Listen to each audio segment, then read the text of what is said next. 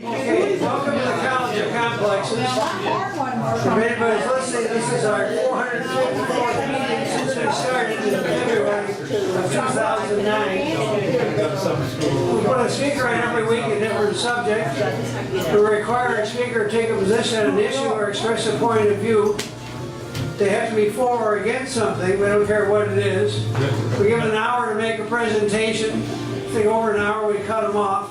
If anybody interrupts the speaker, we remind the interrupter that we listen to only one fool at a time. That's one of our rules.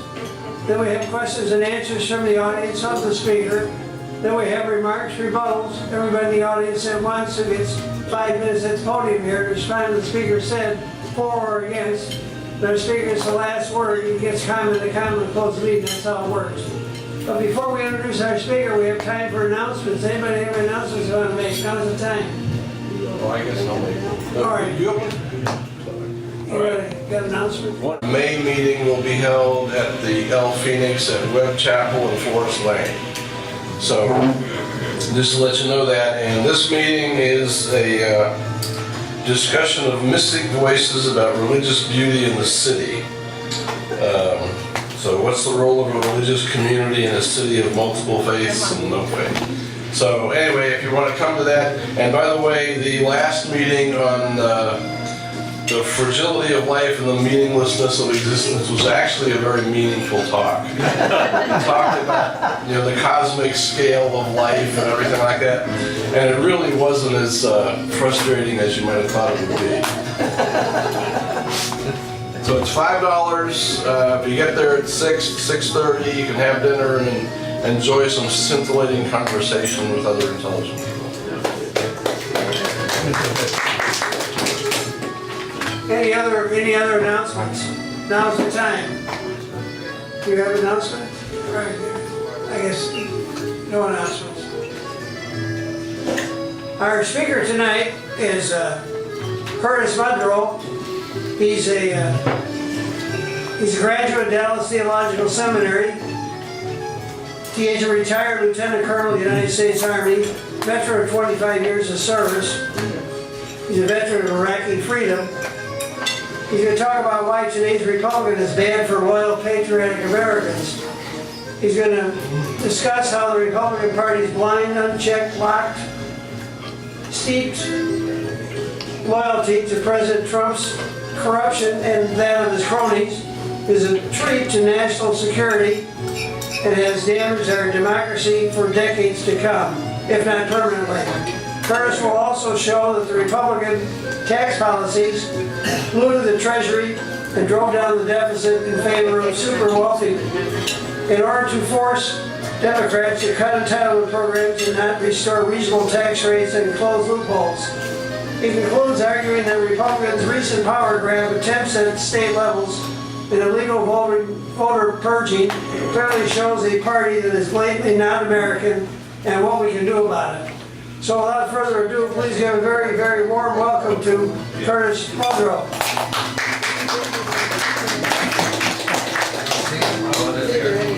Do we have a printout? Yeah. Thank you.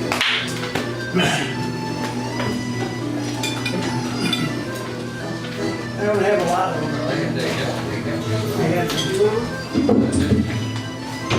Good evening, ladies and gentlemen.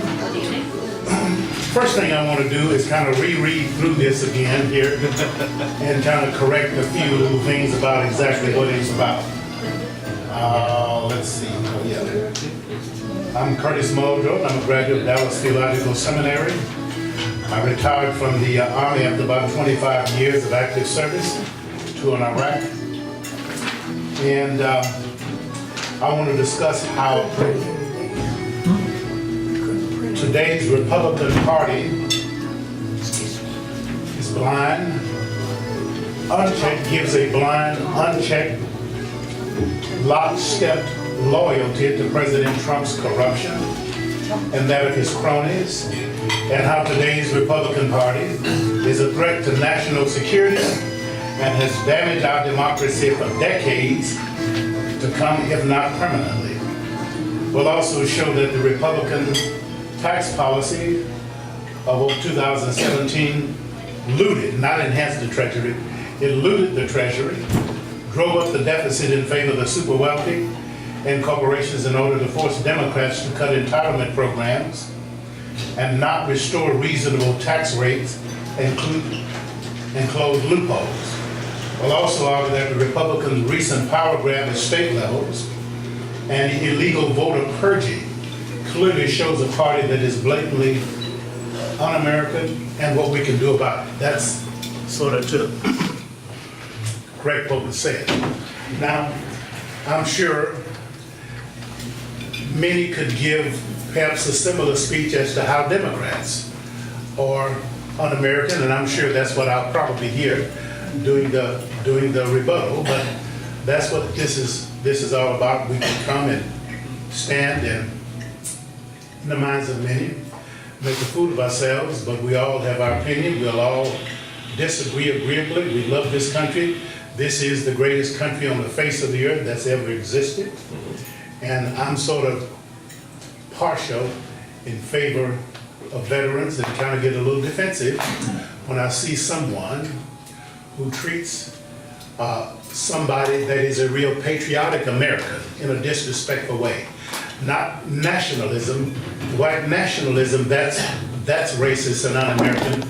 I like somebody that's patriotic, which this president is anything but that. And I don't have to remind you of what he said about Senator McCain and what he said about somebody shooting someone, he could shoot somebody on Fifth Avenue and not lose any voting. I don't think Democrats would not have voted for President Obama or Hillary if they said that. And that should have been a slap in the wrist. But to get in my presentation further, I want to talk about the Republican Party itself and its platform. Back in the 1940s, Ronald Reagan was a Democrat. I don't know how many of you know that. And I brought along my little Bluetooth speaker here that I'm going to try. Hopefully there'll be no gremlins and Murphy won't trump this, no pun intended. And I want to play an audio clip for you as to what Ronald Reagan said about Republicans when he was a Democrat before Nancy Reagan's wealthy father wooed him and bought him over, made him change platforms. Now. More serenades were presidential candidates by Jeff Ross and Arnold Saxon. But now to Ronald Reagan in Hollywood.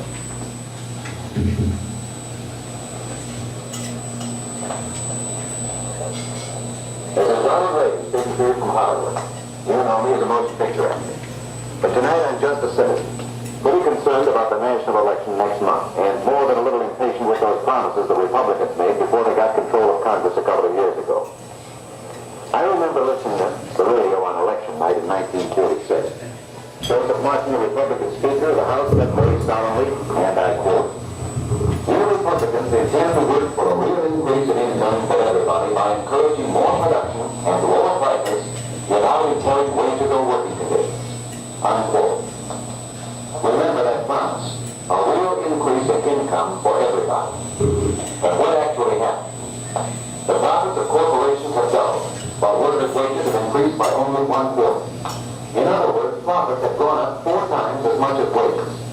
And the small increase workers did receive was more than eaten up by rising prices, which have also poured into their savings. For example, here's an Associated Press dispatch I read the other day about Smith L. Carpenter, a craftsman in Union Springs, New York. Seems that Mr. Carpenter retired some years ago thinking he had enough money saved up so that he could live out his last years without having to work. But he didn't figure on this Republican inflation, which ate up all his savings, and so he's gone back to work. The reason this is news is Mr. Carpenter is 91 years old.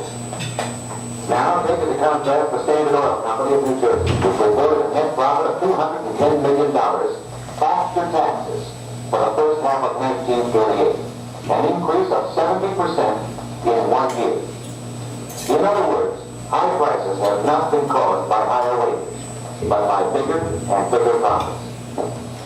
The Republican promises sounded pretty good in 1946. But what has happened since then? Since the idiot Congress took over? Prices have climbed to the highest level in history, although the death of the OPA was supposed to bring prices down through, quote, the natural process of free competition, unquote. Labor has been handcuffed for the vicious cat hardly law. Social Security benefits have been snatched away practices by the Gearhart Bill. Fair employment practices, which had worked so well during wartime, have been abandoned. Members pleas for low-cost homes have been ignored, and many people are still living in neighborhood chicken coops and garages. Tax reduction bills have been passed to benefit the higher income brackets alone. The average worker saved only $1.73 a week. In the false name of economy, millions of children have been deprived of milk once provided through the federal school lunch program. This was the payoff of the Republicans' promises. And this is why we have had new faces in the Congress of the United States, Democratic faces. This is why we would select not only President Truman, but also men like Mayor Hubert Humphrey of Minneapolis, the Democratic candidate for senator from Minnesota. Mayor Humphrey, at 37, is one of the ablest men in public life. He's running against Joe Ball, who was a member of the Senate Labor Committee, helped write the Taft-Hartley law. The Republicans don't want to lose Ball, and they're spending a small fortune on his campaign. They've even sent Julian Warren out to Minneapolis to speak for him. President Truman knows the value of a man like Hubert Humphrey in the Senate, and he has been in Minneapolis too, campaigning against Joe Ball. Mayor Humphrey and Ball are the symbols of the political battle going on in America today. While Ball is the banner carrier for Wall Street, Mayor Humphrey is fighting for all the principles advocated by President Truman, for adequate low-cost housing, for civil rights, for prices people can afford to pay, and for a labor movement free of the Taft-Hartley law. Okay? That's what Ronald Reagan said about the Republican Party and its policies when he was a Democrat.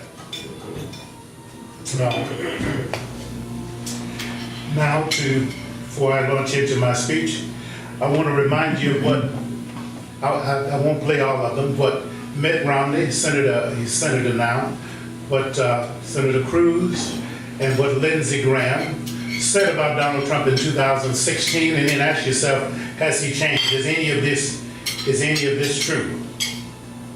Any of his comments about Donald Trump, who's the face of the Republican Party?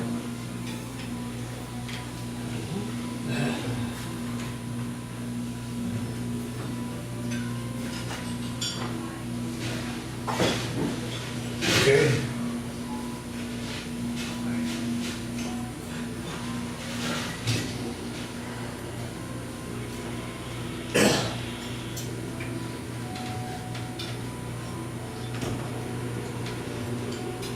Bear with me for a second, and then I'll get into my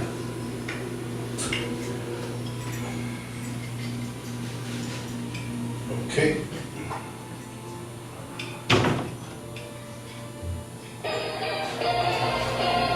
George Bush made a mistake. We can make mistakes, but that one was a beauty. We should have never been in Iraq. We have destabilized the Middle East. So you still think he should be impeached? I think it's my turn. And you do whatever you want. You call it whatever you want. I want to tell you, they lied. Okay. They said there were weapons of mass destruction. There were none. While Donald Trump was building a reality TV show, my brother was building a security apparatus to keep us safe. Okay, here's a video clip. Think about him. He appears to be strong when the rest of us are weak. He's a very successful businessman. He's going to make everything great. He's going to take all the problems of the world and put them in a box and make your life better. That's what he's selling. Here's what you're buying. He's a race-baiting, xenophobic, religious bigot. He doesn't represent my party. He doesn't represent the values that the men and women who wear the uniform are fighting for. I've been in the Air Force for 33 years and I've retired this June. He's the ISO Man of the Year, by the way. Just got back from Iraq a week ago this Monday. I know, we interviewed you live from there. You were with Senator John McCain and you were going to... Okay. That was the video clips. I could easily play the video clip of what Senator Cruz said about Donald Trump in 2016 and what Mitt Romney said. You can Google those and look them up. Mitt Romney said that he was a phony and a fraud. That Cruz said he was a pathological liar, incapable of that, after Mitt Romney called his wife ugly. But you notice a couple of years later, Cruz is down here, invited him down to speak for him and all of this. Now, he's the face of the Republican Party. That. And none of us is perfect. if we're going to be patriotic Americans, then we cannot allow any candidate to go unscrutinized. Even if you're Democrat or Republican, you have to hold him in check from behavior, because he's a model whether he wants to be that or not. People are looking at it. No politician deserves a blank check and be free from scrutiny. Republicans will talk about him in private, but they won't dare say anything about him publicly, because they know there are plenty of voters who will let him get by with shooting somebody on Fifth Avenue. And they won't do that. There are so many vacancies in his administration, but my point is here, they won't check him. They won't criticize him. They know he's lying about the border. There's no need for a border wall. We already have a fence around there. Money needs to go to repair it, but not some stupid wall. Even Republicans know that. Out of the 2,000 miles of the border, we have that. A barrier where a barrier is needed. There. They know that. That's the fact. You know, and here's another fact regarding immigration. Republicans know, but they won't check him on. The majority of illegal immigrants are people who overstay their visas and who are here come in, say, through planes or some other means. But people who overstay their visas that represent a variety of ethnic groups from different nations. But what happened to this promise of Mexico's going to pay for the wall and stuff? To let any presidential candidate get by with just flat out lies, just blatant lies, and you know that. You dismiss and downplay it. You won't call him out and check him on that, on anything, which Republicans do. Just imagine if President Obama, Hillary Clinton, put one of those in the place of Trump, and see how Republicans would act if, and Fox News, that propaganda network, that Roger Ailes admitted that he started to be a Republican propaganda machine. He admitted that before he died. But imagine if President Obama said something like that, how the Republicans would be all over that, ready to lynch him on the steps of the White House. So he knows he's lying about illegal immigrants and this wall. What if President Obama misused our military and put soldiers there, which took away some of the budget that Marines would use to train with some of our NATO allies, and they've had to cut out that training. Like some Pentagon officials have said, they've had to eliminate training for that because we've got, you could even Google it, because we got our Marines down there putting up concertina wire, and people are not marching in droves, some caravan that's loaded with ISIS and Al-Qaeda. None of that been proven. And keeps talking about drugs coming through there. The recent El Chapo trial, and you can Google and read this, shows you how drugs are coming through the country. The DEA was found 230 underground tunnels under the border. They come up way inland, and that's how. And this was exposed and put out during the El Chapo trial. He had crews over here, Central and Latin America, crews stateside to where they would fly a lot of the drugs in, and crews would take it off. He had a supply chain network. That's how the majority of drugs were getting through there. He had even developed some sophisticated means of beating dogs and border agents coming through the gate, so he had a vast way of getting in. It wasn't just through some broken aspects of the wall. The only national security threat, Republican knows it, is having this idiot in the White House. He's the biggest national security threat there. Democrats are in favor of strong border security, but not abusing kids and separating them like they have now. And hundreds of kids, when you separate a kid from a parent, you don't have a system of marking them, photo or something where you can put them back together. 6 months-old kid, 6-week-old kid is not going to recognize the mother 6 months later, which is what's happening now. Kids don't even recognize the mother, which is absolutely cruel. President Obama separated some kids, but only when it was discovered that the kid's safety was at stake. The kid was a victim of parent and of abuse. That's when they would separate them for their own sake, but not the crazy stuff that's going on now with the border. Why is this Republican Party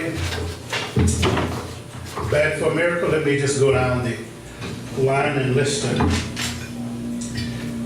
few things. This Republican Party refused to vote for legislation proposed by Democrats to shore up and secure our voting system. Believe it or not, Republicans know that Russia interfered in our elections in favor of Hillary Clinton. That's a fact. Republicans refused to support legislation designed to secure our voting system against foreign hackers, regardless of who they are. That's un-American. Yeah. You should be in favor of everybody expressing their opinion, wanting and having the right chance to vote, instead of putting up hurdles. The reason they didn't is because it's in their favor. So they wouldn't even support legislation designed to stop and make it harder for people to hack into our voting system. We know what happened in North Carolina. Republicans throw up this stuff about voter fraud when they're the one engaged in election fraud, like what happened in North Carolina and a few people there. I'm not saying Democrats are without their own problem, but Republicans tout themselves as being the party of law and order. When in this administration, they virtually demonstrated that they're free for all. They're part of lawlessness and disorder as long as it's in their favor. Not voting in favor of something that's going to secure our election systems. Our president does not even acknowledge that Russia was there, did interfere. The other thing, this Republican Party has allowed him to get by with meeting with Putin 3 times. Nobody knows what those meetings about. President Obama and Senator Hillary Clinton would not get by with that.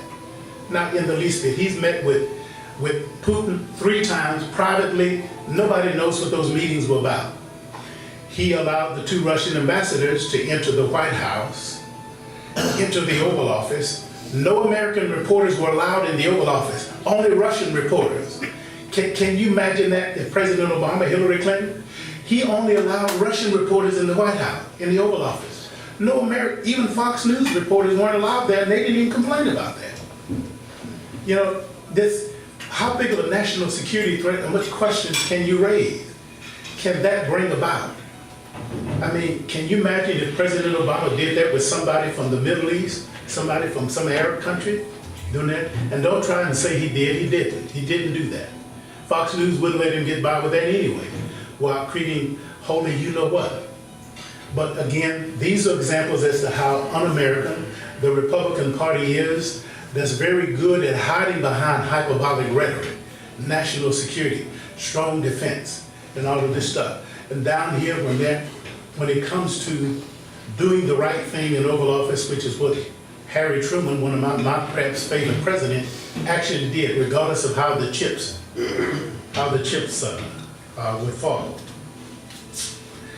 This Republican Party refused to support legislation by Senator McCain and Senator Manchin that would get money out of politics, campaign finance reform.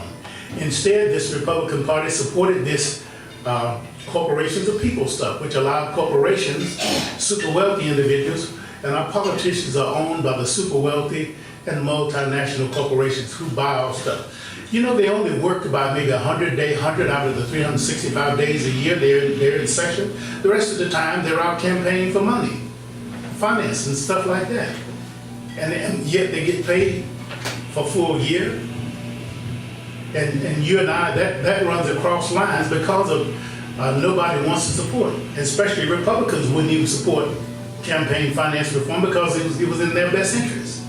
What better way than even Tom has come up with a plan, and he'll tell you when my speech is over with exactly what it is, as to how you can get politicians enough airtime equally across the board, regardless of who they are, so you can eliminate that need to be there. And they can spend more time in legislative session getting things done for the American people.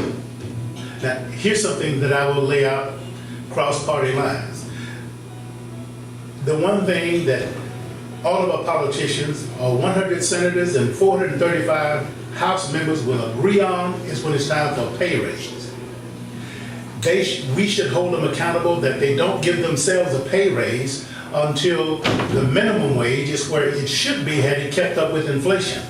And if they want a raise, they should put that before the voters rather than doing that arbitrarily across the line. Until the minimum wage is where it should be, had it kept up with inflation, I'm not sure what that number is, $12 or $13, then don't vote to give yourself a pay raise on that. If Republicans are above board and are better than Democrats, they should be the one that's most sensitive, instead of lying about they're out there for working class people. And they know they're not. Ronald Reagan was about what he said back in 1948. Same thing is true now. That didn't change whenever he switched parties like that. Senator Cruz here recently, because of this election was so close, lying about him being in favor of pre-existing conditions. People still voted for that. You don't even Hillary, President Obama lied about that. Yet voted to repeal the Affordable Care Act, which they named it a racist term in order to play the race card because people hated President Obama because of his Muslim sounding name. They called it Obamacare. If you would ask people, and one news reporter did this in Kentucky, you in favor of Obamacare? No. You in favor of the Affordable Care Act? Yes. Yeah, I mean, people didn't even know that both of them were the same because Republicans have a way of framing a narrative just to deceive their voters. Here in Texas, these right-to-work laws, it's not right to work, it's right to fire you for any reason. It's not a law giving you the right to work. But they frame that so it would go before voters and deceive them. It's the right to fire you for any reason they want to, which is difficult for you to prove in court that you were fired because of race agenda. It's not a right to work law. See, that's the way Republicans play politics, hardball. And Democrats keep getting their butt kicked in a lot of elections because they want to play above the board, not realizing they're against a party that's only concerned about power, that's controlled by a lot of angry, racist white males from the 1940s and 50s, and all you have to do is look at the Republican Party, see who it's made up of. See who it's made. You don't see a diverse population of people unless you see African Americans or Hispanics, people who come from ethnic groups who, in order to fit in, they demonize their own ethnicity and engage in some form of self-hatred. All they talk about. They never mention any negative statistics about the white community or whatever. It's always playing in favor of white supremacists. And by the way, the party is not white supremacists, then why is it that in 2018, out of the 13 avowed white supremacists who were running for political office, all 13 of them ran on the Republican Party ticket, not as Democrats. So what is it about? It's the Conservative Party platform. There. Look at this racist hate speech, just what Lindsey Graham said about it. He's the same way. This race card playing, demonizing Hispanics, it's just playing the race card, saying it's of Mexican heritage, calling this judge of Mexican heritage. Again, he's the face of the Republican Party. Nobody is calling him out and checking. You know, the only people who would criticize Trump are those who have announced they're not running for re-election. Then and only then, and even then, it's not holding him accountable for his lies and things like that up front, knowing he paid off porn stars. Even Senator Grassley has admitted now that if people knew about his porn star relationship, he wouldn't have beaten Senator Clinton in spite of what was going on. You cannot tell me if Senator Clinton was in the Oval Office, things would be like this. Things would be this bad. There's so many vacancies in his administration, and if many of you think he's such a wonderful individual, then why don't you go apply for some of those many vacancies that's in his Oval Office? The only administration that has had to hold a job fair just to fill vacancies, and has depleted our State Department and security agencies from some seasoned people who are there. Vladimir Putin is more aggressive than ever. They're even in Venezuela now. Why? Because of this idiot. Right in our back door. When we didn't allow that, you know how we acted in the 60s? When Khrushchev wanted to put cruise missiles in Cuba, they've even gotten bolder now. I read an article here recently where Russia has flown surveillances over Area 51. They've flown surveillance. Look at how audacious they're getting there. He got something on this president. There's something going on he's got on him.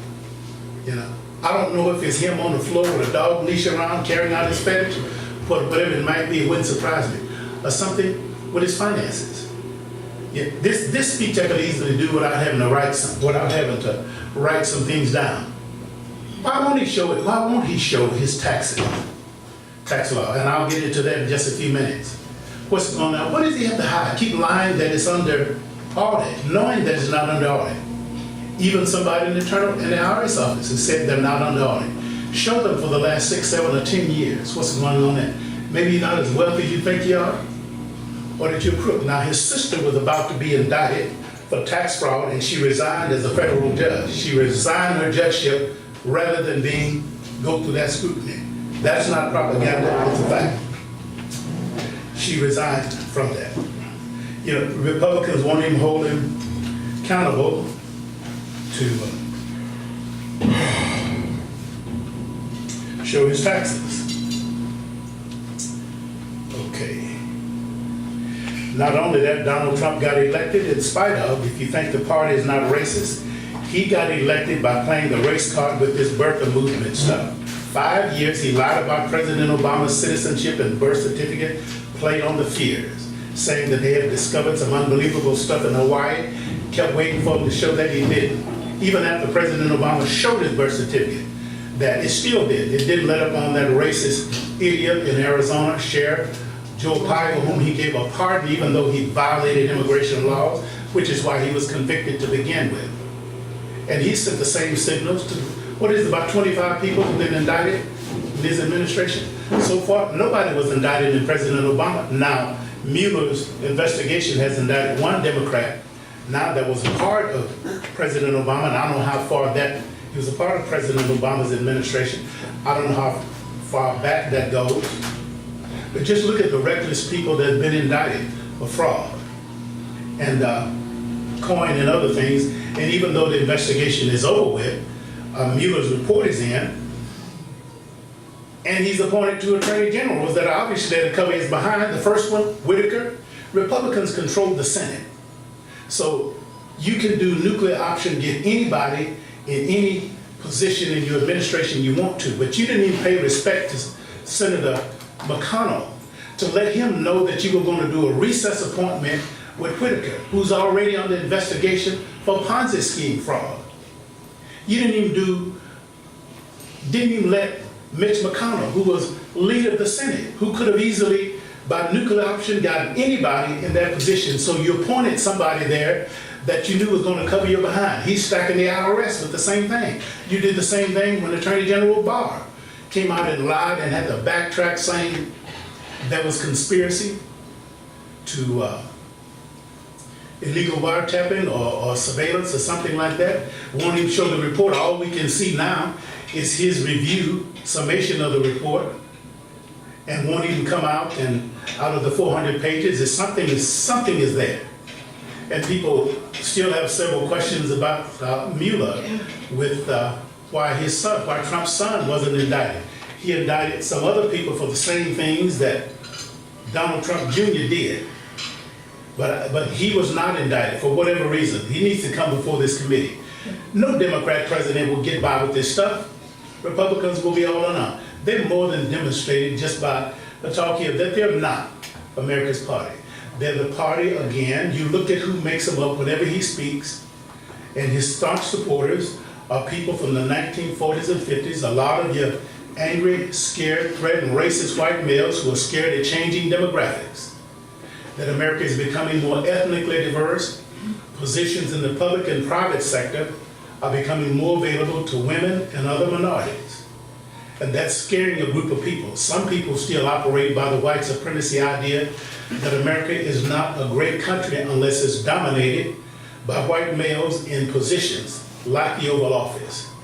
That's why this stuff was, I want my country back, during President Obama, take my country back. And nobody had taken it away from you. All that meant was get the black man out of the Oval Office. That Muslim side, that's all that was. And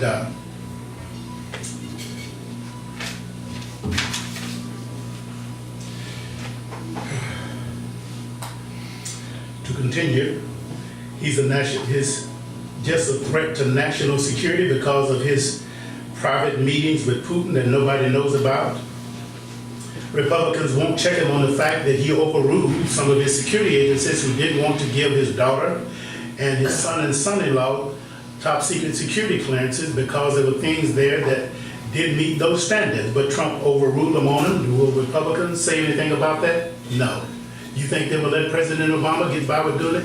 What if President Obama had sons and daughters that he put in positions like that in the Oval Office, in security positions? You think Republicans will let him get by with something like that? And the final two things.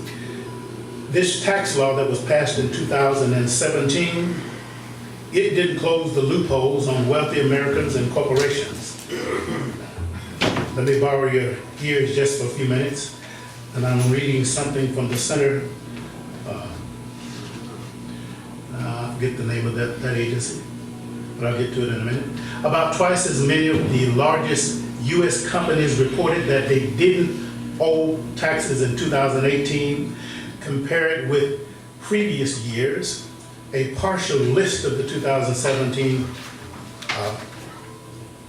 a partial result of the 2017 Trump law.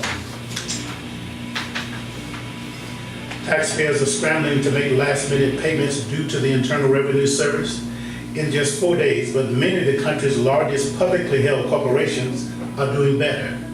They reported that they owe absolutely nothing on the billions of dollars in profits that they earned last year.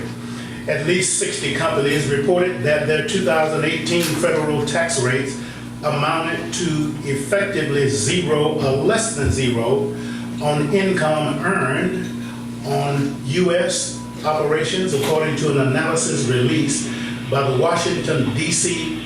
based think tank, the Institute on Tax and Economic Policy. The number is more than twice as many as this ITEP says per year on average, an earlier multi-year analysis before the new tax law went into effect. Among them are household names like technology giant Amazon.com and entertainment streaming service Netflix, in addition to global oil giant Chevron Corporation, pharmaceutical manufacturer Eli Lilly, and farming and commercial equipment. The identified companies are able to zero out their federal income taxes on $79 billion in U.S. pre-tax income, according to the Institute on Tax and Economic Policy. Instead of paying the $16.4 billion in taxes, as the new 21% corporate tax rate requires, these companies enjoyed a net corporate tax rebate of $4.3 billion, blowing the $20.7 billion hole in the federal budget last year. Here's a complete list of some of those companies. Amazon.com, effective tax rate, their income last year was $10,836,000,000. The effective tax rate, minus 1%. Delta Airlines, Chevron, General Motors, EOG Resources, Occidental Petroleum, Honeywell, Deere, American Electric Power, Principal Finance, on and on I could go. Companies that paid no federal taxes, many of them, even got tax refunds, though they paid no corporate taxes. I'm not a rocket scientist. I don't know how that works. And Warren Buffett a few years ago said he had $8 billion in losses, $700 million in profit that he stuffed overseas, somewhere in Cayman Islands or someplace outside of the reach of tax law. Just a country boy, I know 1 and 1 is 2. It seems like you could only have one or the other. I don't know what it is about our tax laws and accounting shenanigans that allow you to have losses and then have a profit too, and you can deduct that. But Republicans were against, even when President Obama offered to lower corporate tax rates in exchange for closing loopholes, Republicans said no. They didn't even do it in this tax law here, so that they can pay the fair share. That. So this new tax law has allowed the corporations to get out of paying their corporate taxes. we all on an individual basis pay our required taxes. The specter of big corporations avoiding all income taxes on billions in profits send a strong and corrosive signal to Americans that the tax system is stacked against them in favor of corporations and wealthiest Americans. Now, here's how Republicans play this scam game on Americans. They lower corporate taxes and taxes on the super wealthy. They know entitlement reforms need to be reformed. Medicare and Medicaid is not sustainable on the rate. Some things need to be done with Social Security. They won't dare touch those because they know that's political suicide.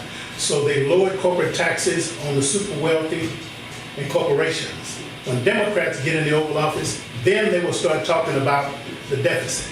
We have a deficit of what, about $700 to $800 billion now, and it was only somewhere about 200 billion when he took office. They blew the hole in the deficit. When Democrats get in, they'll start talking about debt and deficit to try to force Democrats to do what they didn't do. They didn't want to do. Reform entitlement programs, and some changes need to be made there. But you don't blow the hole in the deficit by these tax cuts and super wealthy corporations, things like that. And most of those cuts that they got, they use for their own benefit of the upper echelon of the corporations to buy back, stock buyback. Only a little of it got down there. What did the president promise during the 2016 election? He wasn't going to touch Medicaid and Medicare.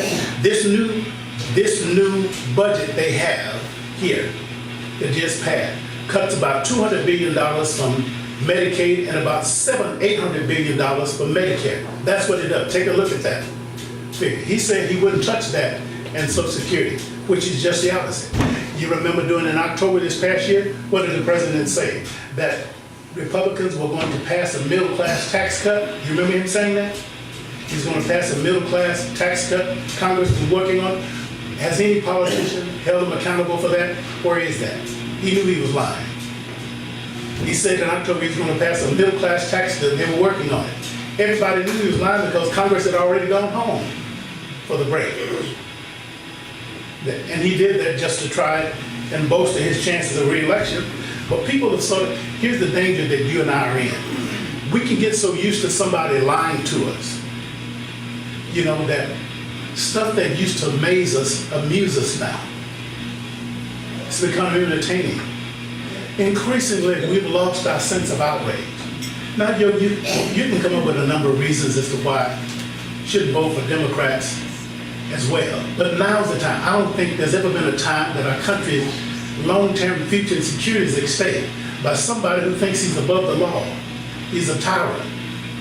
No law applies to him, making money on his corporations in the building, not responsible and accountable to everybody, can treat his own attorney general and other cabinet members like dogs. Just cross him and see how low he will stoop. Nobody's ever badmouthed the attorney general like he did Sessions, who helped him win his campaign. And he know he's lying when he asked Congress, when he said he didn't ask Comey to let the Flynn investigation go. If he's not lying, he wouldn't have dismissed Rosenstein and Sessions from that meeting so he could be there along with Comey. That's just rocket science. So it'll be his word against his, and he knows how to demonize somebody that's crossed it. I mean, he thinks everybody works for him when the Attorney General's job is to be loyal to the Constitution. So the State Department, look how he treated Tillerson and his chief of staff. So many vacancies, our departments have been gutted of senior seasoned people who are there. Revoking security clearances because of personal vendettas, somebody criticized them. Can you imagine if Senator Clinton or President Obama did that, decided to take somebody's security clearance away from them? Somebody that's needed in case of a national emergency because they're seasoned, intelligent agents that can come in a meeting and use that experience there in times of a national crisis. This country cannot stand another 4 years Donald Trump. It cannot stand another 4 years of him to be reelected to 2024. And what he's doing. Shameful that Republicans won't even criticize him and hold him accountable for a few things. The most notable expert on Donald Trump, somebody, a man named David K. Johnson, who has investigated Donald Trump since the 1980s, and he has written an extensive book. First one called The Making of Donald Trump, and the second one is Worse Than You Think. He's a Pulitzer Prize-winning investigative reporter. Read a little bit about his article here. Donald J. Trump and his team have now openly declared that he's above the law rather than, as our Constitution provides, a public servant whose duty is to faithfully execute the law. His administration is taking numerous steps that move us in the direction of a Trumpian dictatorship by defeating the rule of law, sometimes something I've warned about since 2016. We'll look at one aspect of this today, his Trump family taxes. Trump and his team insist that no one is ever going to see his tax return, which he promised voters he would make public as presidents have done back to Nixon. Now his sister, Marianne Trump Barry, has scurried away from the investigative spotlight of her fellow federal judges who were looking into whether she was a tax cheat in black robes by resigning from the federal bench. Trump's older sister ends that inquiry, the kind of legal favor our system affords those in positions of power to escape scrutiny. As for defiance of the law, Trump, his personal lawyer, and the White House acting chief of staff all declared in recent days that they will defy the 1924 anti-corruption statute that gives certain members of Congress and one congressional employee an unqualified authority to examine any tax return. No previous president has defied the statute ordering the Treasury to hand over tax returns, and no document request has ever been refused. Trump claims that the law is 100% on his side in refusing to turn over the documents. In fact, the law is 100% against Trump. When asked a half a dozen former top congressional tax writing staffers about Trump's claims, some of them laughed out loud, while others said in sober terms that there is no legal argument on Trump's side, none. The most direct declaration that he's above the law is his directing the Treasury Department and Internal Revenue Service to keep his federal tax returns locked up. No previous president has defied this statute, and no document request has ever been refused. A host of people who work from the tax writing committee on Capitol Hill told me. Trump's arguments are more political rhetoric, but it gets even worse. Trump's lawyer, William S. Consovoy, in a April 5th letter, asked Treasury to hold back the documents. Convoy asserted mind-reading powers in his letter. His request is a transparent effort by one political party to harass an official from the other party because they dislike his politics and speech. Mick Mulvaney, the acting White House chief of staff, said that Trump administration will never comply with the law. The Republican Party is a party of lawlessness. Mulvaney's words show how the political party that once sold itself as the party of law and order has under Trump become the party of lawlessness, at least in those powers. They know they're not going to see his taxes, said Mulvaney, referring to the Democratic chairman of the House Ways and Means Committee, who alone would receive the documents, but Democrats as a whole would not see them. These declarations require diligence by Congress and federal courts, as well as the New York State statute and Manhattan authorities, if we are to preserve the rule of the law. Think of Judge Trump Barry's resignation as one of the many ways American government is infected by institutional corruption. There's no statute of limitations on criminal tax fraud, and there's no reason of plenty. And there's reason of plenty to believe Trump family tax cheating has continued up to this day. At issue are Trump's 6 years of tax returns and related tax information. Steve Mnuchin, the Treasury Secretary, called the request unprecedented. It's not, and he said, needed time to consult the law. The law is crystal clear that the Treasury Secretary or his designee, the IRS Commissioner, shall produce the return on written request. Every request has been honored until now.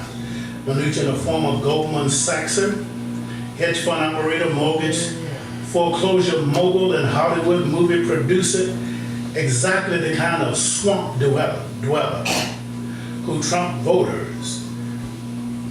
Trump told voters he would rid Washington of by draining the swamp. Presidents take an oath to fully execute their office, which includes complying with all federal laws, while dictators are by definition above the law. And in conclusion here, Trump's declaration should alarm all Americans, but especially those Republicans who claim to support strict interpretation of the clear meaning of both statutes and constitutional principles. Even Nixon complied with this law during the Watergate more than 4 decades ago, resulting in a second IRS audit of a return as well as scrutiny by Congress. Nixon complied with the law. There's an issue that's already litigated during the election, Mulvaney said. Voters knew President could have given his tax return. They knew that he didn't, and they elected him anyway. Of course, the voters chose Trump opponents by 3 million votes. It was the Electoral College that chose Trump, but only the enablers of a tyrant would argue that popular passion, not law, governs official conduct. Concluding, I don't think there's ever a time, again, no politician deserves to be above scrutiny, whether Democrat or Republican. I'm not a Democrat, I'm an independent. There are things wrong with both parties. Yes, I'm biased now because I love the country and I see what's going on and not going to dismiss it. No one's above scrutiny. We cannot allow this tyrant to sit back and make money for his corporations and businesses, treat people like dogs, and act as if the whole thing is designed to protect him. And Republicans need to get some backbone and come out, stop talking about him behind his back and stand up for the truth, what they know is right. And don't worry about re-election. Re-election should be governed immediately by politicians. Determine what they say and how they speak out against something. And if we would do campaign finance reforms, get money out of politics, and don't hesitate, don't be so blindly loyal to one party or another. If you have to, hold your nose and vote for somebody that's going to change this, that's going to be more patriotic, not encourage white nationalists, not sit back and inspire people to be burning churches. 4 black churches burned here in Louisiana by the son of a sheriff deputy. And we haven't seen the last of them yet. So it's time to recognize the evil what the country is facing, not going to, and vote for somebody different. That support campaign finance reform, get money out of politics. You can't vote to put this man in office again for another 4 years. The country simply can't. White nationalists would like to do that, and others who don't love the country and are not patriotic. That's it.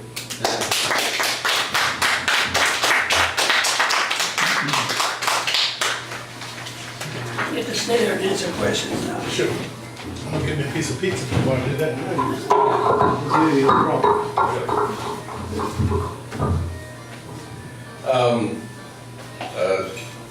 The Democrats have been saying for a long time now, at least for 2 years, that we don't need a wall on the border. Illegal immigrants are just fine, let them all in. And they've been creating sanctuary cities in places like California and various other places where they say they're welcoming all the illegal immigrants. Trump has suggested, why don't we just take all the illegal immigrants and bust them to the sanctuary cities? Sounds to me like it's a pretty good idea. That wasn't a question, but I'll just take Well, it. what do you think about that? Hang on a second. Democrats have not been saying that we don't need a border wall. Democrats are in favor of border security. They're not in favor of what he wants to do just to keep a campaign promise. There's no need for a wall that he has. We already have barriers there. Some of it needs to be shored up.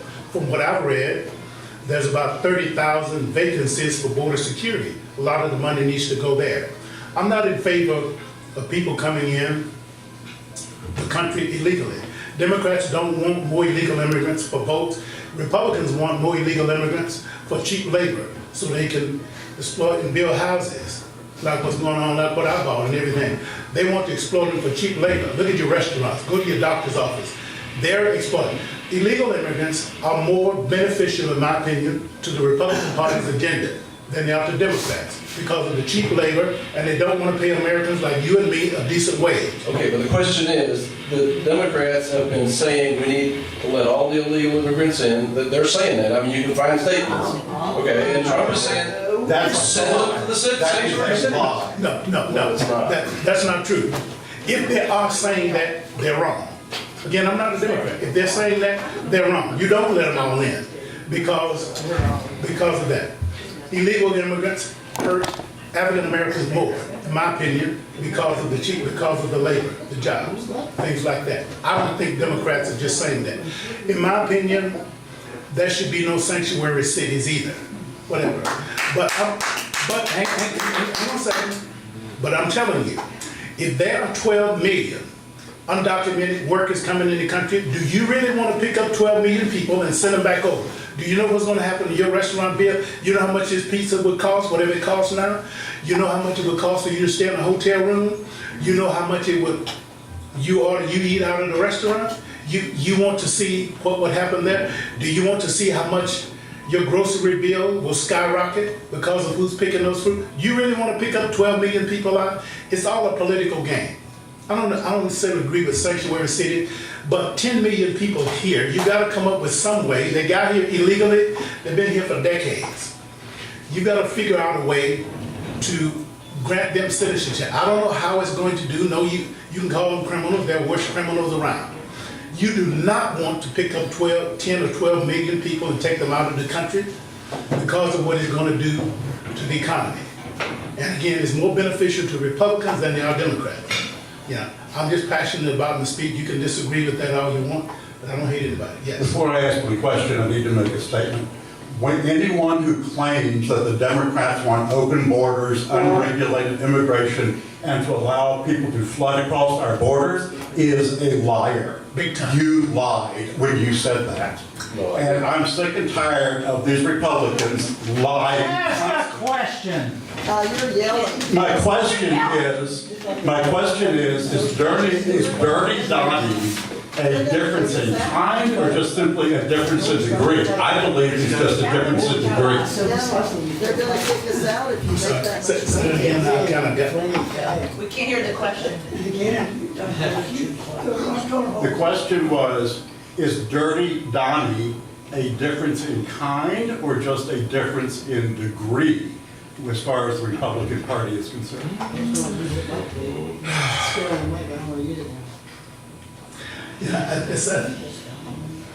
Think about that. I would almost have to say it's both. Now, I can't remember somebody that's been this blatant a tyrant, who's unchecked, who's unregulated behavior, who can stoop as low as possible, almost do anything.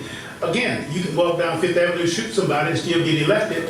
What kind of signal does that send? I'm not sure there is a difference.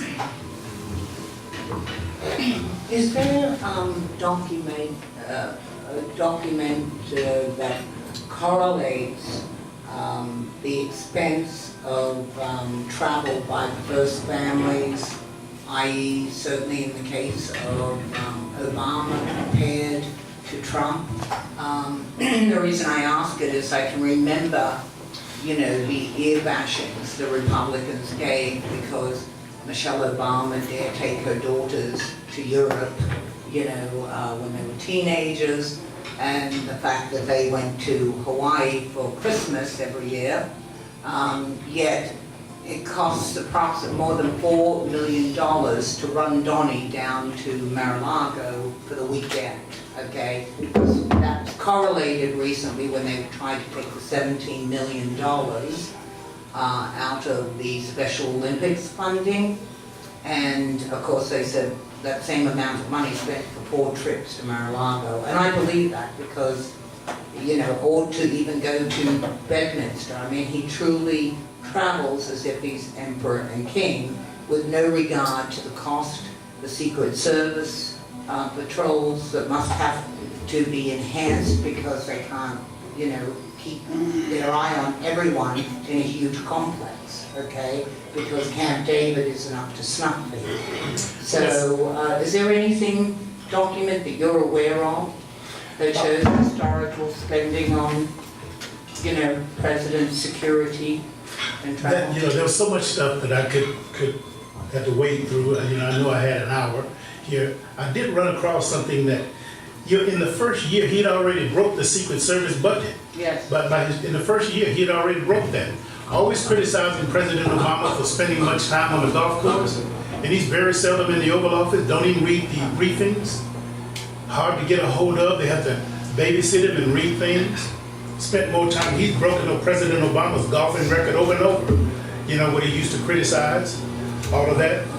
And even then signed an executive order that you can do oil drilling offshore, except every place except Florida, where his Mar-a-Lago is. Republicans get upset at that? No. Well, Curtis, you said you're independent. You don't sound like tonight, but I just want to get your opinion about how important it is for us to lean on the Constitution right now. I know you were a serviceman, and a related question is, do you think the Democrats and Republicans hold the Constitution in more respect?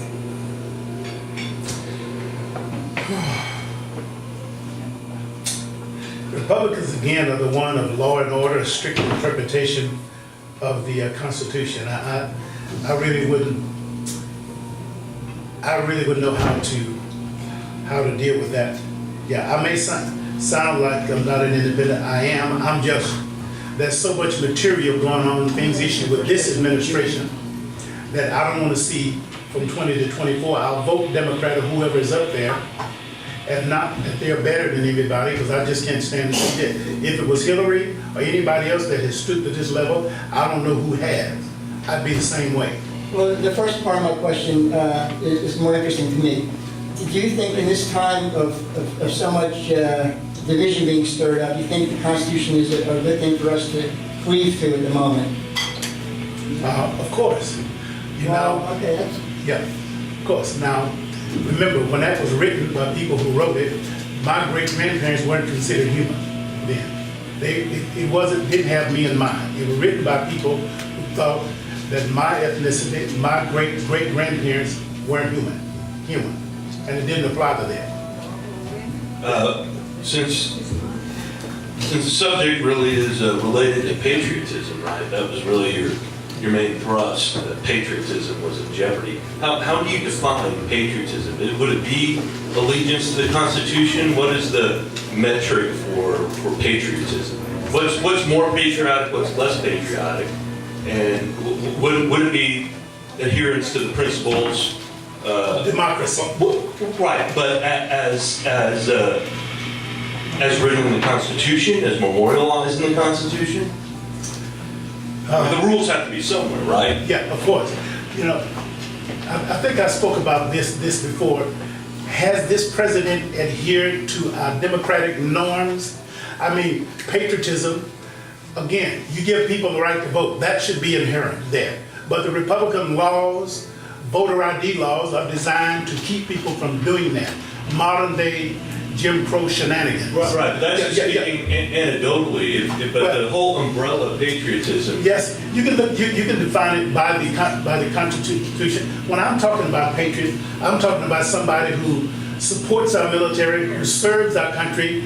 Don't just say they do it verbally. Right. But you were also talking about the party, not just the president, right? Exactly. So if you have a choice between people who at least give lip service to the Constitution, I won't say practice it, and a group of people that say, we don't know if the Constitution's good, or a guy like Vito that says, maybe it's time to move beyond the Constitution.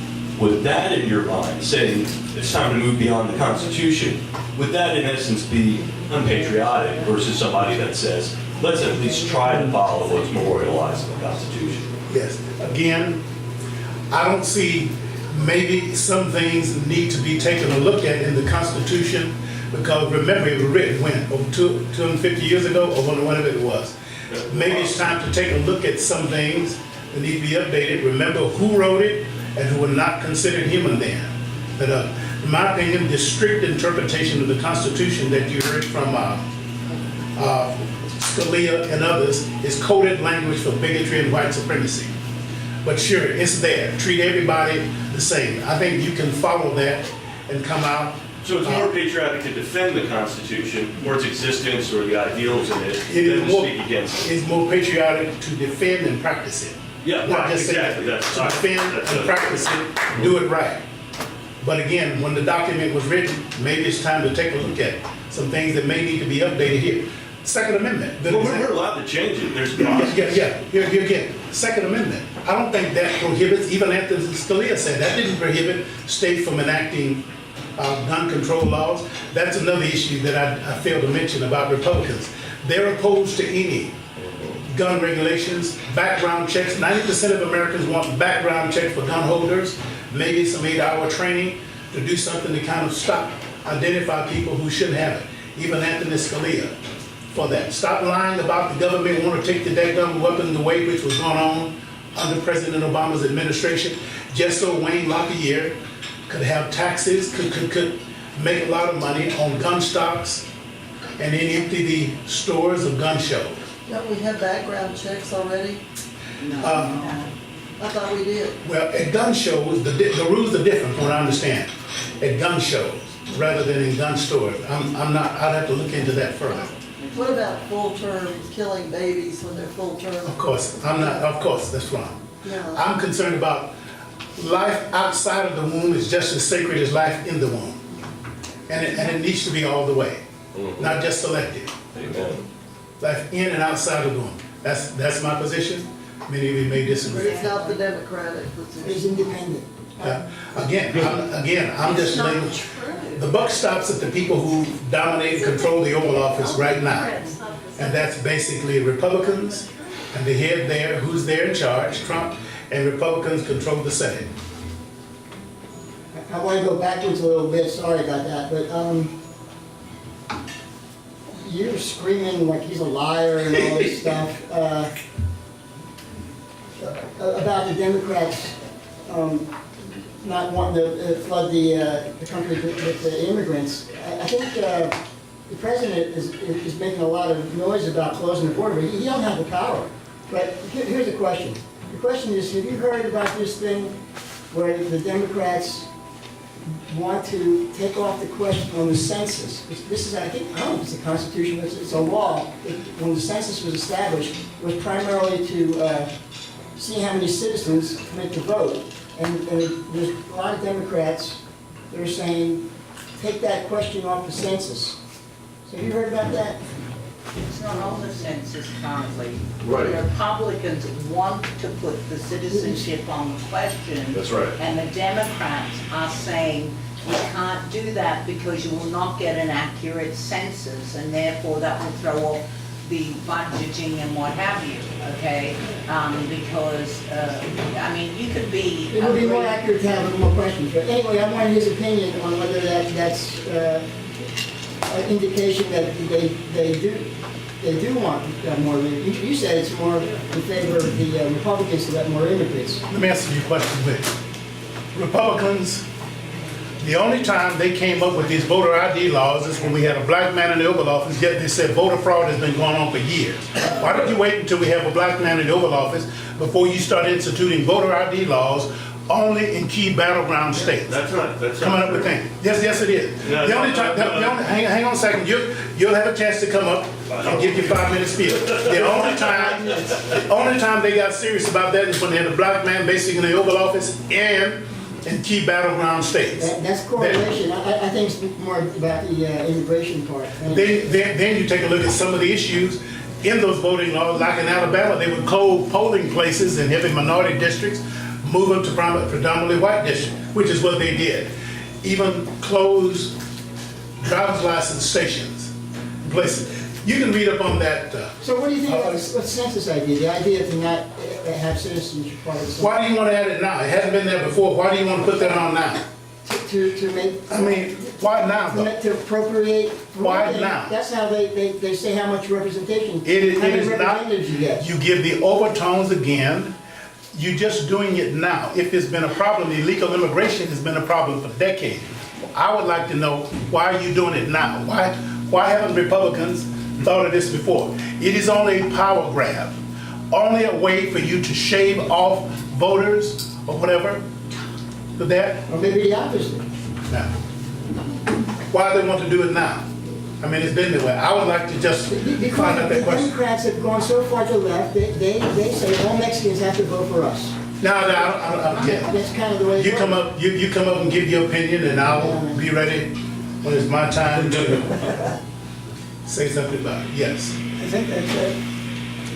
You get to sit down. Okay.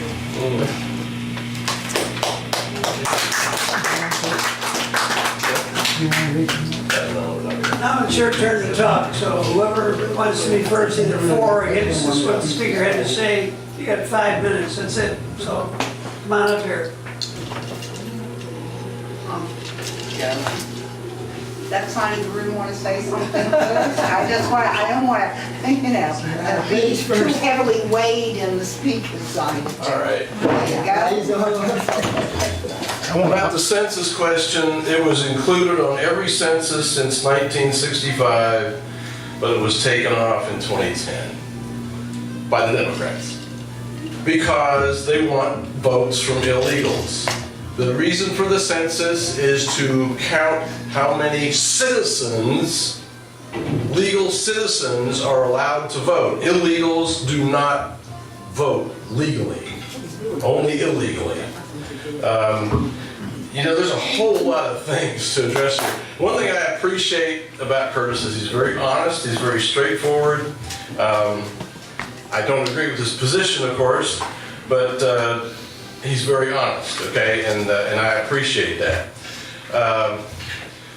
As to Trump being a rotten person, Trump gets tens of thousands of people to show up at his rallies without even trying. I think Beto had maybe 600 at one of his rally in El Paso. Bernie Sanders got a few people, but nowhere near the numbers that Trump gets. So you have to ask yourself, why are so many people wanting to listen to Donald Trump and not wanting to listen to Beto O'Rourke or Bernie or Hillary? I mean, Hillary couldn't even get 200 people at a rally. It's really sad. And Trump gets tens of thousands. Obviously, Trump is tapping into the way the American people feel. Because people recognize what he's saying is what most people are feeling. The illegal thing, even Obama's top immigration official said the other day that the border is in crisis. I mean, that's Obama's top official. As far as Trump hating blacks and being a white supremacist, black unemployment is the lowest it has ever been. I mean, not just in 10 years, it's the lowest it's ever been. Unemployment numbers are down the lowest they've ever been for a long, long time. I mean, the stock market's going crazy, the economy is doing better, more people have jobs, more people are working than ever before. Trump is delivering on those things. Obama didn't deliver. Obama had like a negative GDP. It was sad. And I remember when I started my business in 2009, right after Obama got elected, the economy was dead. It was dead as a doornail. Nothing happened. Since Trump has been in office, the economy has been doing very well. Unemployment's down. Trump just taps into how American people feel, and people respond. There's all kinds of good things happening. You can talk about all the vitriol that you want. And as far as Democrats wanting illegals coming in, I mean, you can find plenty of statements where Democrats have said, we want all kinds of immigrants coming in, and they passed the DREAM Act and DACA, which specifically target illegal immigrants. allowing them in, and I believe it's because the Democrats want them to vote for them. And not only do they want them to vote for them, Project Veritas has recorded Democratic operatives stealing votes and bragging that we've been stealing elections for 50 years and we're not going to stop now. And you can watch that video on Project Veritas where the Democratic operative says that very thing.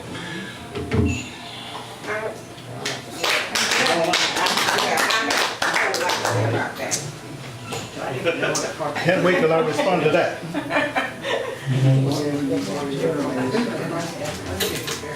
They're the guys who go and do these scams where they do these videos and then they edit them to make. They don't It's not your turn. Hey, To attack. it's not your They're turn. the ones that got rid of April. Take your turn. Tom, take care of this. I do want to take this opportunity to thank Curtis, though, for staying on topic and talking about what the topic is at hand.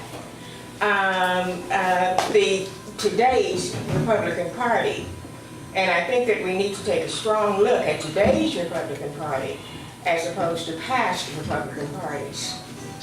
And in my opinion, Donald Trump is a national security danger. And that's what we need to look at. I highly disagree with the statement that most Americans are attracted to Donald Trump, because the statistics don't even show that. The statistics don't show that.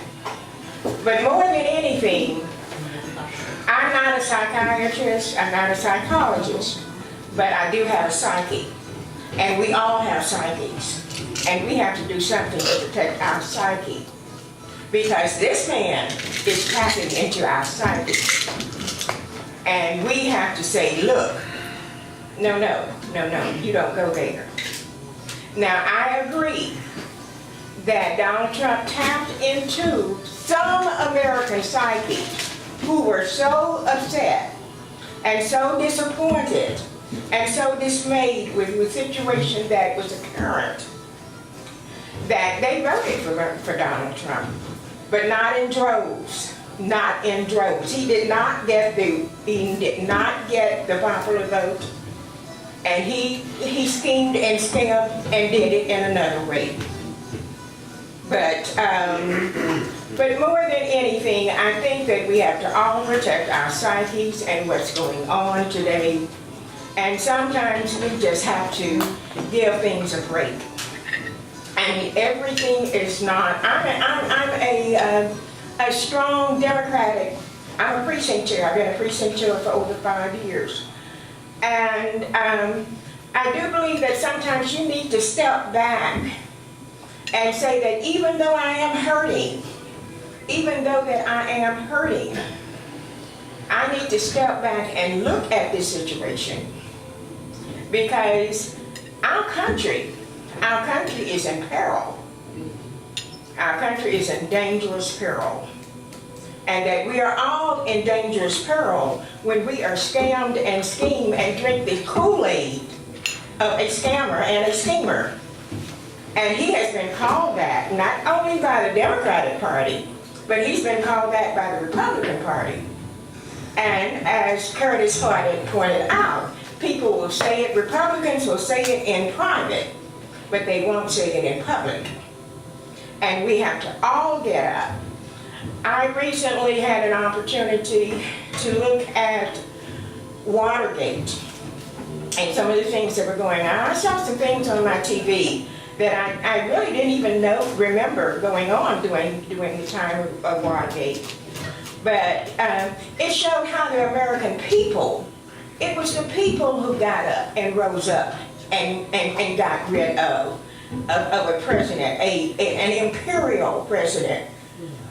And the things that Donald Trump is doing are imperialistic. They are undemocratic. And they go against everything that we stand for. And with every fiber of my being, I don't want to be associated with that. I I don't want to be associated with that kind of thinking. I don't want to put babies in cages. I don't care who they are, where they came from. I do not want babies to go in cages. I do not want my grocery bill to go up unnecessarily. I do not want our cost of living to go up unnecessarily. Now, we're talking about issues like the farmers, for example. They have been terribly hurt. And some of the farmers have said that, well, I'm going to hang on in there because it's going to help me in the long run. But when your child is sick today, when your husband had a heart attack last night, when your doctor says you need this surgery 2 years ago, you needed it 2 years ago, and you are dying, when you know that you have to buy insulin next month, and you don't know how you're going to make insulin, the insulin that you have right now, how long that's going to last. When you know these things, that puts it in a different perspective. And that's what we need to look at. And, but more than anything, I was just terribly, terribly, terribly, with every fiber of my being, upset over the statement that people are drawn to that. Because people are not drawn to that kind of thinking. Some yes, some are. But we have psyches, and we need to protect our psyches.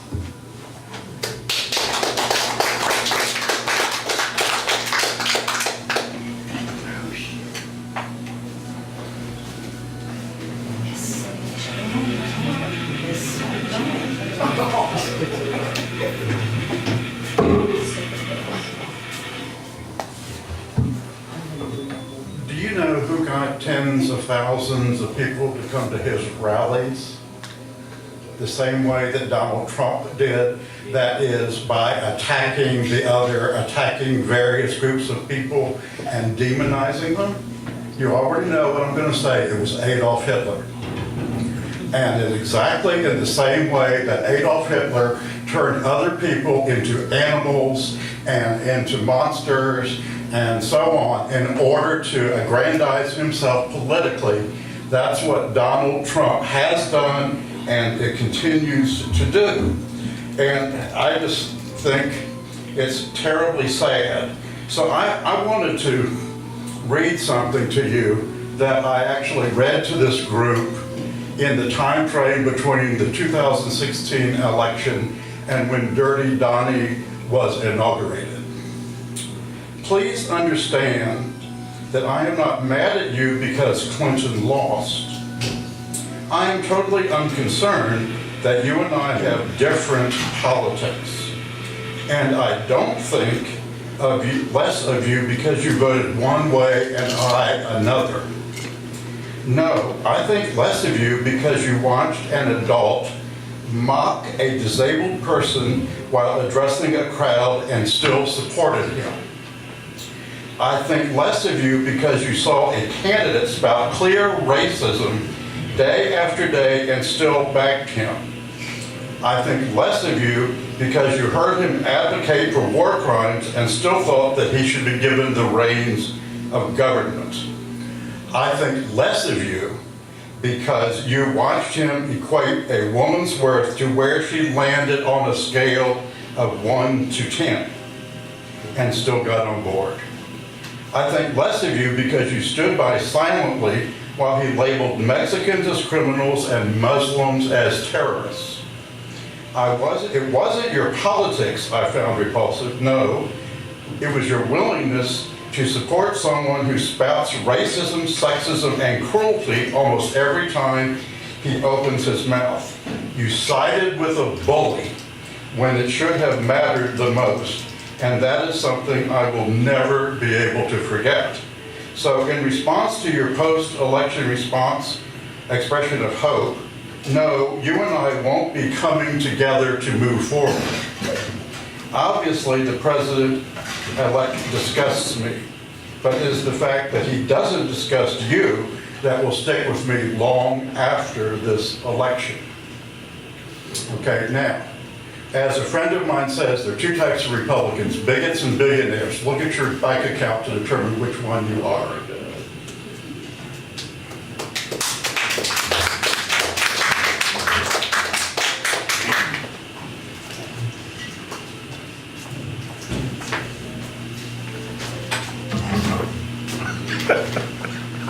I think I've said in front of you guys before that you don't have to be a student of history at all, you know, but to forget the history that you've actually lived through in your entire lifetime boggles my mind, okay?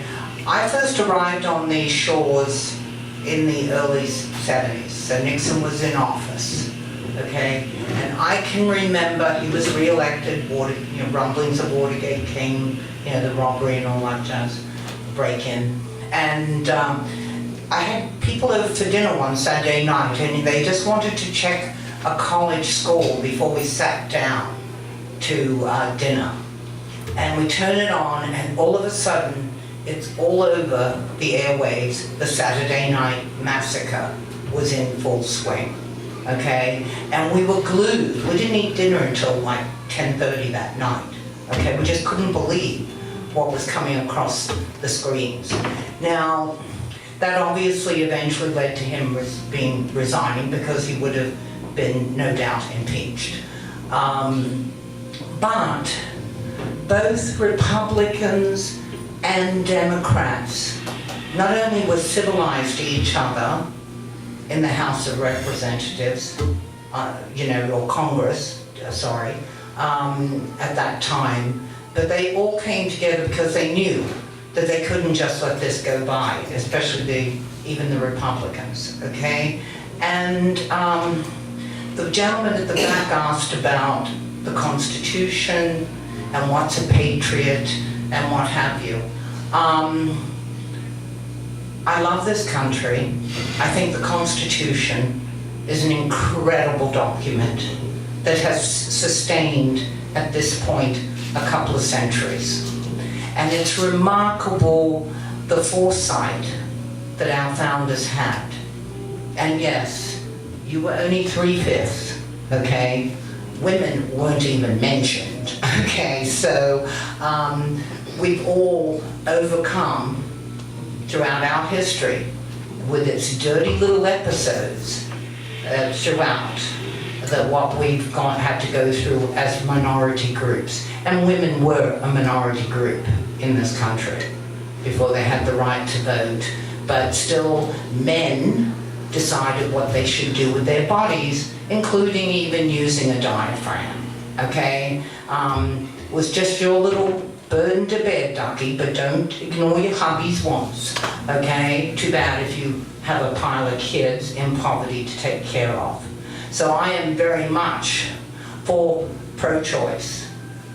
You don't have to be for pro-choice, but no one outside of a woman and her doctor has any business interfering with how her life is going to go from that point forward. Okay, and I'm obviously not talking about anything garish as live, full-term live abortions, okay? So the big thing, though, as it relates to the Constitution, is the different parts of government. And the problem here is that this president, thinks that he can jump around and interfere with the different factions of government. That is obstruction of justice. That, to me, is an impeachable offense. I don't care whether he's going over there, directly to, the Justice Department and all that. It's enough what he says in his Twitter account, or what he says publicly about demeaning our Justice Department. It's who he puts on the Supreme Court. And we've even got to the point now where, they don't even bother to answer questions when they're being vetted by the Congress, okay? Which is disgusting. You had only this week an attorney general, starting to basically proffer what's come out of the president's mouth, i.e. spying on his campaign and so on and so forth, and dismissing, the fact that he really wasn't going to answer any more questions that Congress was asking, even though, the Constitution indicates that that should be happening, anyone that comes before them and is questioned accordingly. So we have gotten way above what civility used to be in our government, okay, and I agree, because I was going to mention it as well, anyone that stood by, it was all the rubbish that came out of his mouth as he was campaigning was bad enough. But I do not understand how anybody could have elected a man that stood there publicly and, did the knock on the guy with disability. And people actually giggled when he did it. And he's a supposedly wonderful Christian, God-fearing, God-loving person. I don't care who you are. Everyone probably knows someone that has a disability, okay? If not directly in their own family, then they have a friend who has someone that's maybe disabled. And for the President of the United States, or at that point, candidate, to stand up there and mock someone with disability and actually engender laughter as a result? Are you kidding me? I forget his decency and lack thereof. I question the decency of those that go to listen to the tripe that comes out of his mouth. They're a rabid mob, as far as I'm concerned. And even at those rallies, I mean, it wouldn't be as bad to see some of the clips from those if only the man could put together, a literate sentence beyond 3 words and not repeat it 4 or 5 times. I would hope that we could even begin as a minimum base requirement that the President of the United States could actually articulate and in a grammatically correct manner, a sentence. I mean, the man even doesn't even know how to say the word origins. It comes out as oranges, okay? And this is a so-called Wharton educated individual. But as it relates to the immigration issue, this country's been built on the backs of slaves. This country has further been built on the backs of many minority immigrants to this country, whether they be Italian, Irish, or what have you, okay? And they've been able to come up the ladder, okay, and get into their middle class.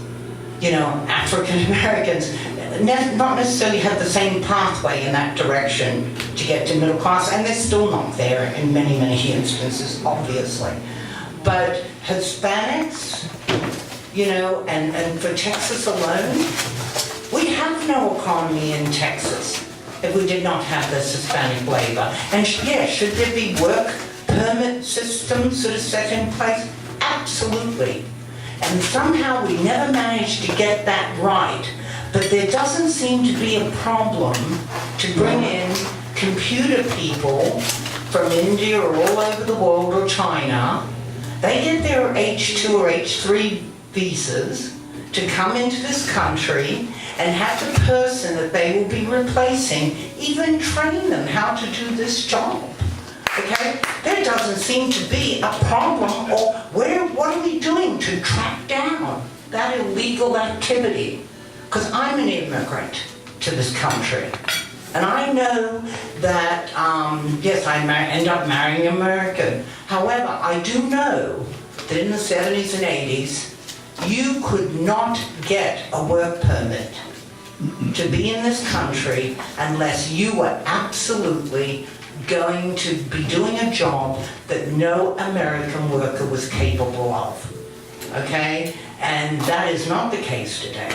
And oh, by the way, what about all of these very wealthy Chinese people, women, that come over to California, 7 months pregnant, 8 months pregnant, lying about how many months pregnant they are when they come in here, so they can go to a very swanky setup and deliver their kid, get a social security number and birth certificate, and then they fly home. These are known entities. What is the government actually doing about the stuff that's right before their eyes? What is the government doing in these towns where you have BMW building their factories there, all these great jobs that BMW has been bribed by taxpayer monies to come build there? You know, we'll give you all these tax incentives if you settle in our town, and then they import European workers to build the plant. This is happening. It is a known entity that's going on right now as we speak. So I don't see a lot of this business thing. And oh, by the way, when Donald Trump took office here, we were not in the same position as this country was in 2008 when Obama took over. Okay? The stock market had recovered. Unemployment figures went up. Everyone makes out as if all of a sudden we were at a 2008 level when Trump came into office and he magically did this. Okay? Not true. Please do your research. And more importantly, it is again, historical fact, whether you wish to believe it or not, is that Republican administrations, this is historical, go check the government figures on it. Republicans get us into debt, and Democrats actually clean up the budget. It's historical. It's in writing, okay? So, you know, let's not listen to what Fox says or what have you, which is, again, unusual for that's the only safe haven he can go to even have a conversation. And the other thing that I would leave you with is there is a PBS series that was just on. I guess you can stream it. I don't do streaming. I watch it when it's on. Called Dictator's Playbook. And they cover, you know, obviously Hitler, Mussolini, Saddam Hussein, Idi Amin. Those are many of the ones that I remember. And what? Mao. No, not Mao. Actually, it was all about. You know, the playbook doesn't change. It doesn't matter who the dictator is. They all have the same basis for how they get into power. They tend to be a nobody in society, and then they come along and they build and they fight for something good. Then they take over government and they throw the people an occasional bone to think that they're going to really do something nice for them, like middle-class tax breaks and jobs and all that jazz. And then they start in with the rhetoric about the media, and then they get rid of their political foes, and so on and so forth. It doesn't change. It doesn't change. Okay? And if you really want to look at a national emergency, it is the deaths that we do from domestic terrorism and just overall gun shootings in general. If you really want to track those numbers, you know, the numbers in Vietnam don't even come close. We kind of do that almost on an annual basis, and from gun deaths in this country. So that's it. Sorry if I went over 5 minutes.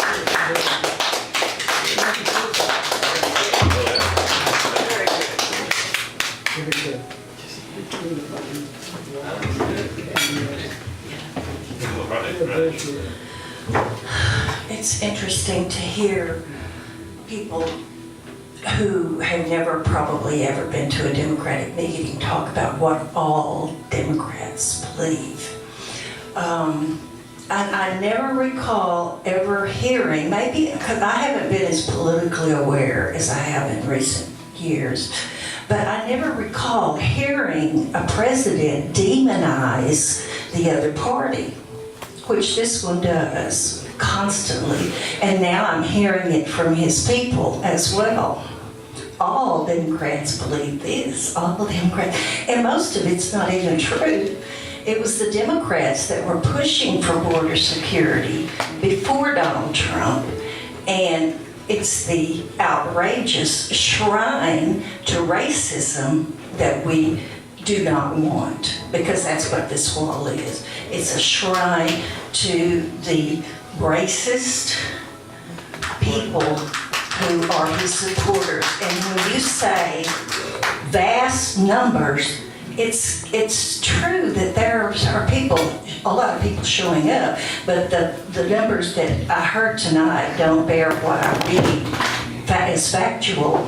But it's shocking to realize that there are so many racist people still in our country, and some don't even realize, they don't even realize what racism is. And, well, a lot do, but there are some that don't. And the vast number, I read that hate groups activity is up, 30% higher every year since Donald Trump was elected? Something like that. I don't know, I don't remember the exact statistics, but hate group activity is up, and all of these shootings, if you think about it, most of the people who do the shootings are from the extreme right. I don't mean the right Republicans, I mean the extreme right, and these are the racists. Now, the topic tonight was not specifically Donald Trump, it was Republicans. And I can speak to my experience recently with Republicans. My representative in Congress is a Republican, and I made the decision that I would treat him with respect. I would voice my opinions to him. And a group of us got together and contacted his office to try to talk about issues for retired Americans, for retirees. And we were given story after story after story. He wouldn't, we couldn't get in touch with him. So finally, an appointment was scheduled, and it was during the time, I didn't know before this, that representatives stay in Washington part of the month, and then part of the month they come back 1 week or 2 weeks to meet with constituents. And so we scheduled an appointment during that time.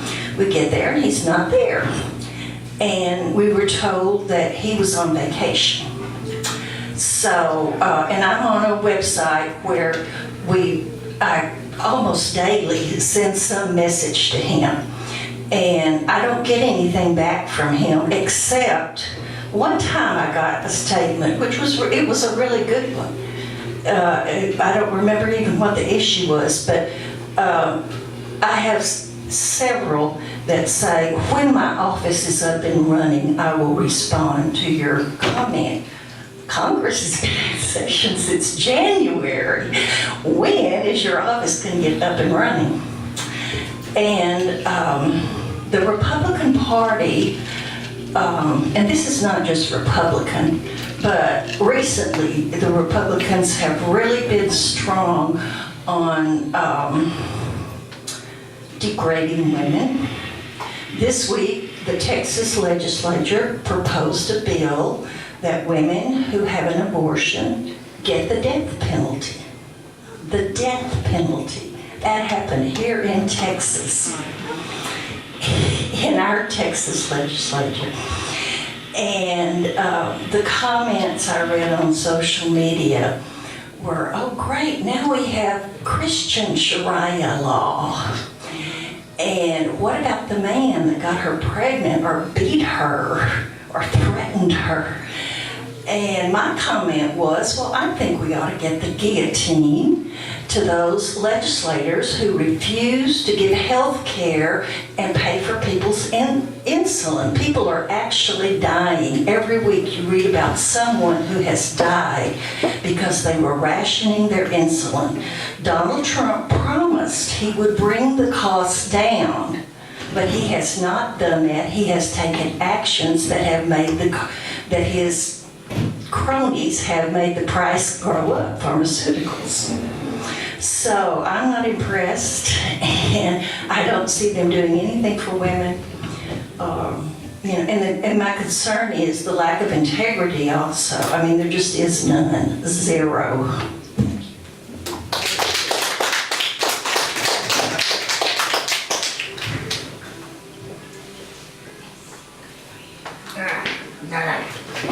I thought Albert was gonna go. Albert ain't gonna go?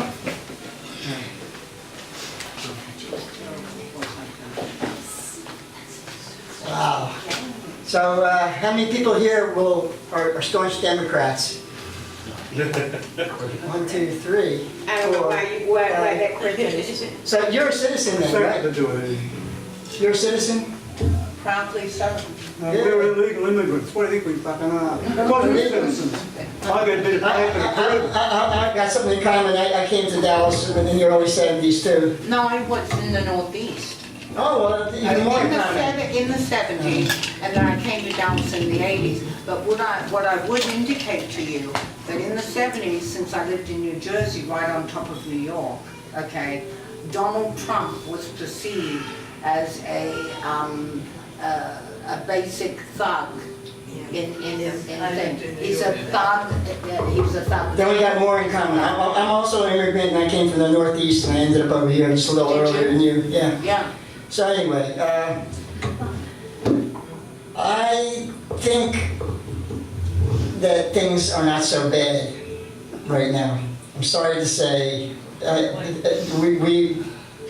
some of the stuff I look at is probably false. I know some of the stuff you look at is false, I'm sure. But a few things I see with my own eyes. I see help wanted signs everywhere. And what I remember, I've been coming here for over 10 years. I remember coming here and everybody was going, oh, the jobs are gone, the factories are gone, this country's shot, the Chinese are taking over, we just have to give in. And this is all from Obama.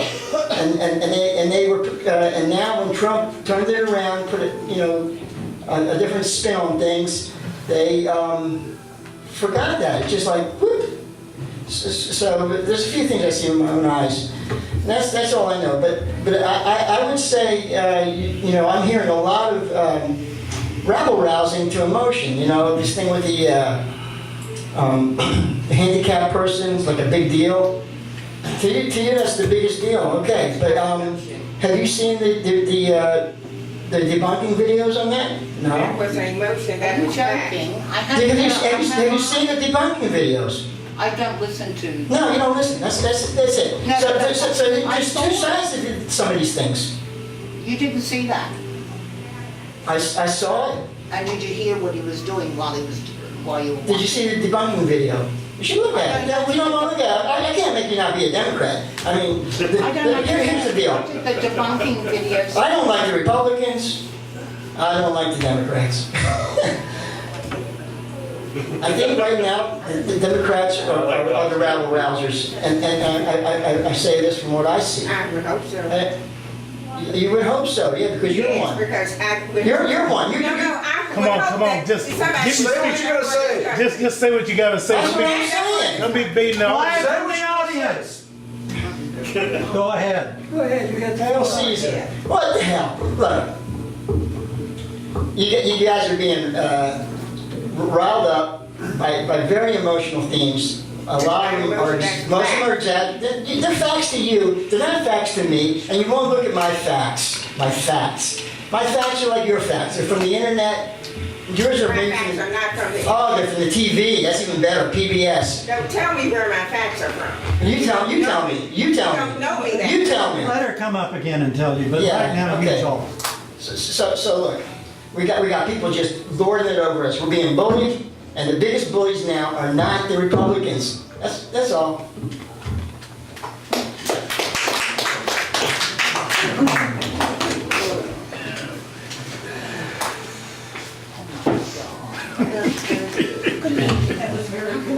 You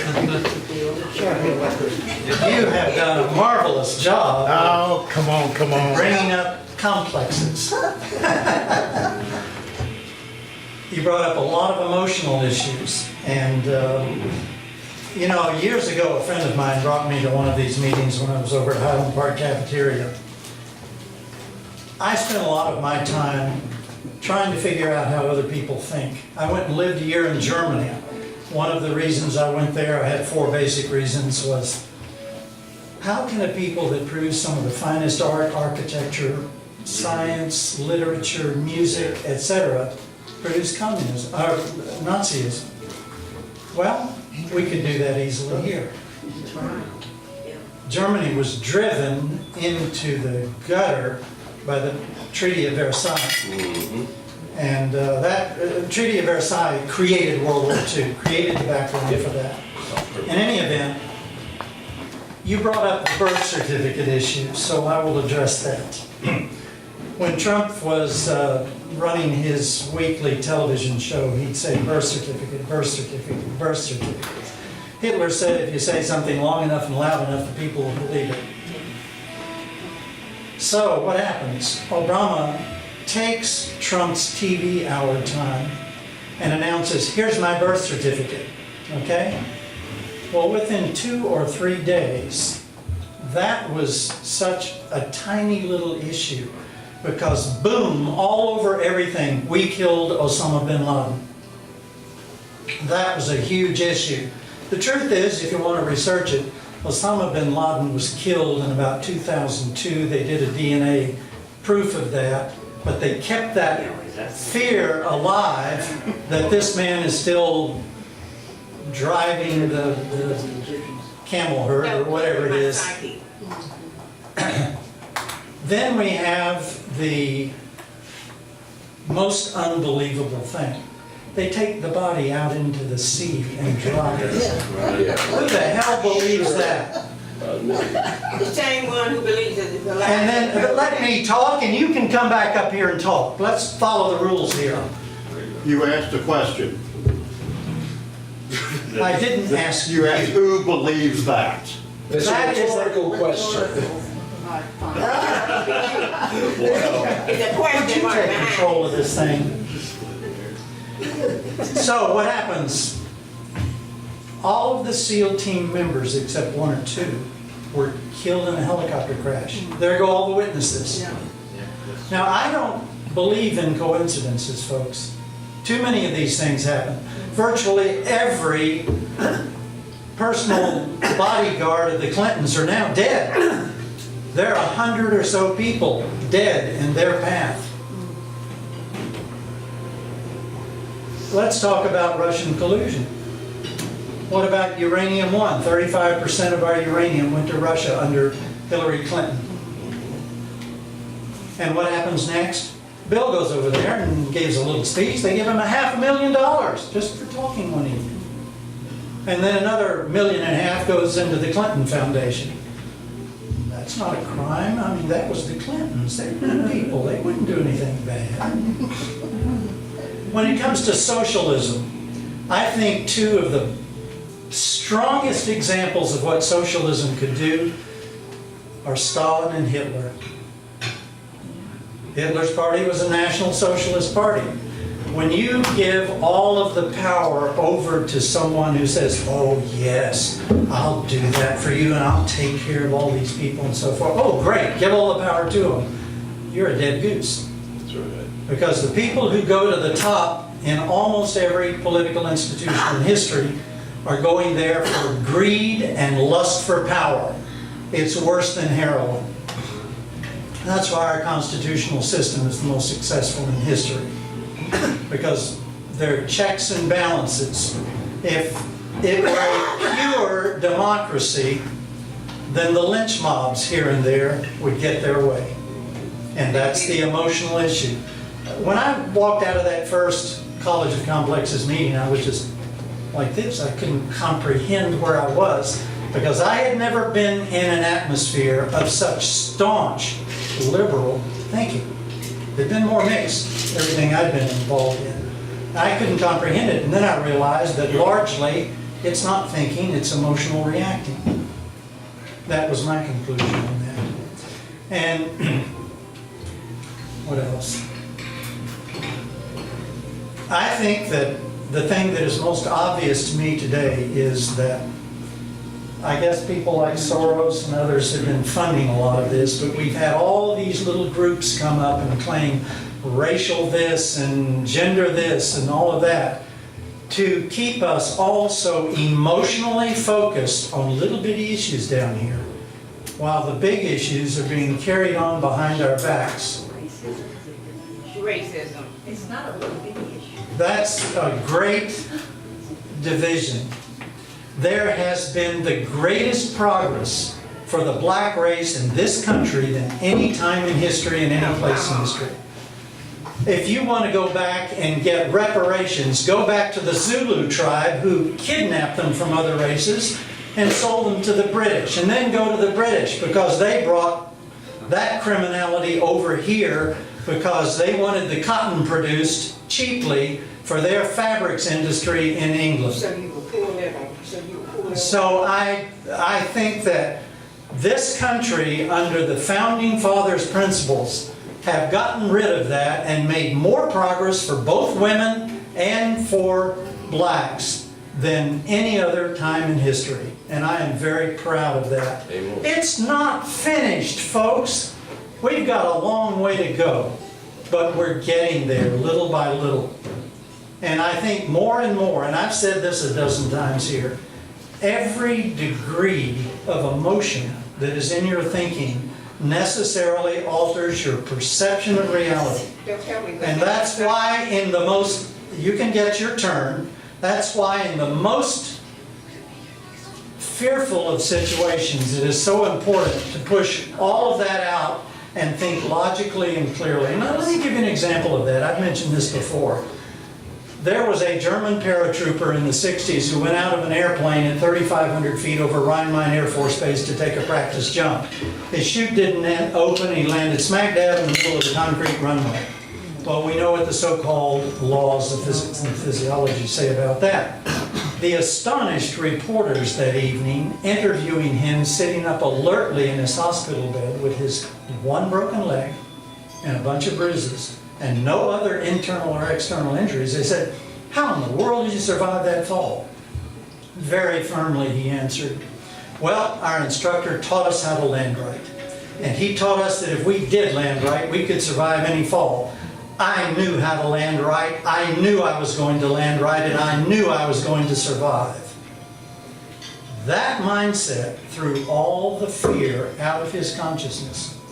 And you know, if you've read the book or watched the DVD, The Secret, we project our futures, and he projected a whole lot better future by what he held in his mind. Now, if we're going to hold in mind, oh, this group over here is so negative this, and this group over here is so negative that, and I don't like them because of this, we are building that consciousness because every human consciousness is part of the entire consciousness of humanity. What we hold in our consciousness and project out there is what we are adding to all of our experiences. And that's why I think it is so important for us to think more in terms of cohesion. Find the good points in everybody else, not so much the bad points. Avoid the criminality, of course, but this is what we need to do if we're to contribute, because we're not legislators, we're not up in these positions, but we contribute to the body of consciousness that eventually will control what goes on this planet. And I would suggest everyone read the little book, The 100th Monkey, that goes into this issue. Scientists studying these groups of monkeys, I'm not going to go into that. But I think that... How appropriate. Pardon me? I said, how appropriate. Okay, no, don't take the bait, just continue. That's all it was bait. Just continue.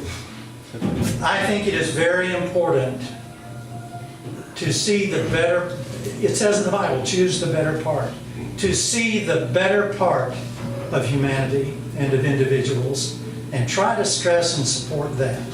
because that's what we want to come out of everyone. Rather than get so mad at them, we lynch them. That's an emotional response, not a logical response. We know about that. Okay, I'd like to, may I say one more thing? Okay.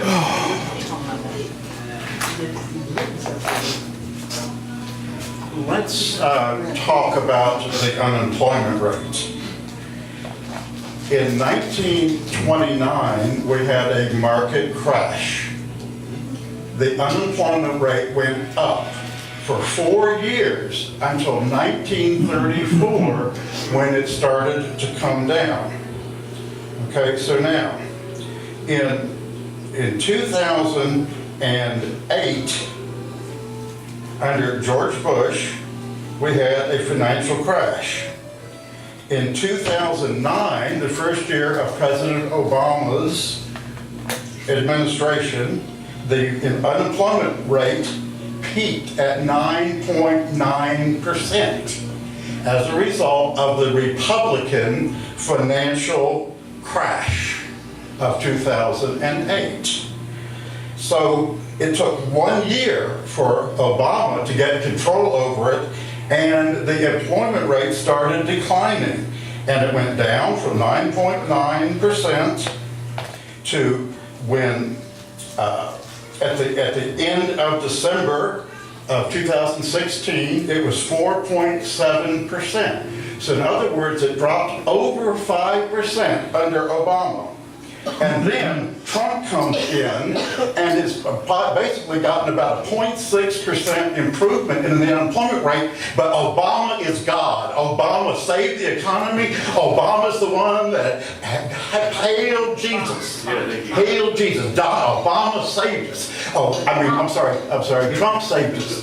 Dirty Donnie saved us from the Obama economy because he got unemployment down 0.6% more than the 6% that President Obama got it down. So let's not have any of this bullshit and garbage about Donald Trump being the one who got the unemployment rate to the lowest ever for African Americans and for other people. It was the Obama economy that did it, and Dirty Donnie has gotten in on the tail end of that. And like he always does, he lies and claims victory no matter what the situation is, and his supporters, because they're all a bunch of bigots, support him and support his lies because that's the way that they have a feeling to pretend like they're not really bigots. Really short, teeny, not really short. Come on. One really short. The reason I got up before is because you guys all got your smartphones and everything. Ken got up here. You all said the census thing was just put in recently, and he read it on his smartphone that it was always in there until 2010. And so this is an indication how we are being railroaded into reality tunnels.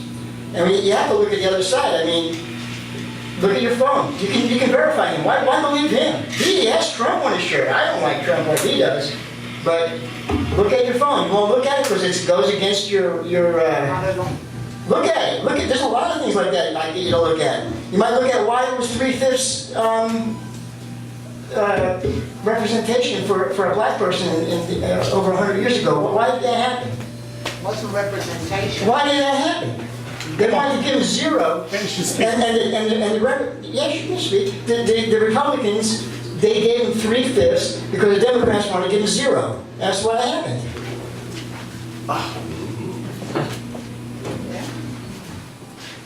I guess I'm the last one standing. I want to thank our speaker for doing a great job. Chance. I want to thank our speaker for doing a great job here tonight.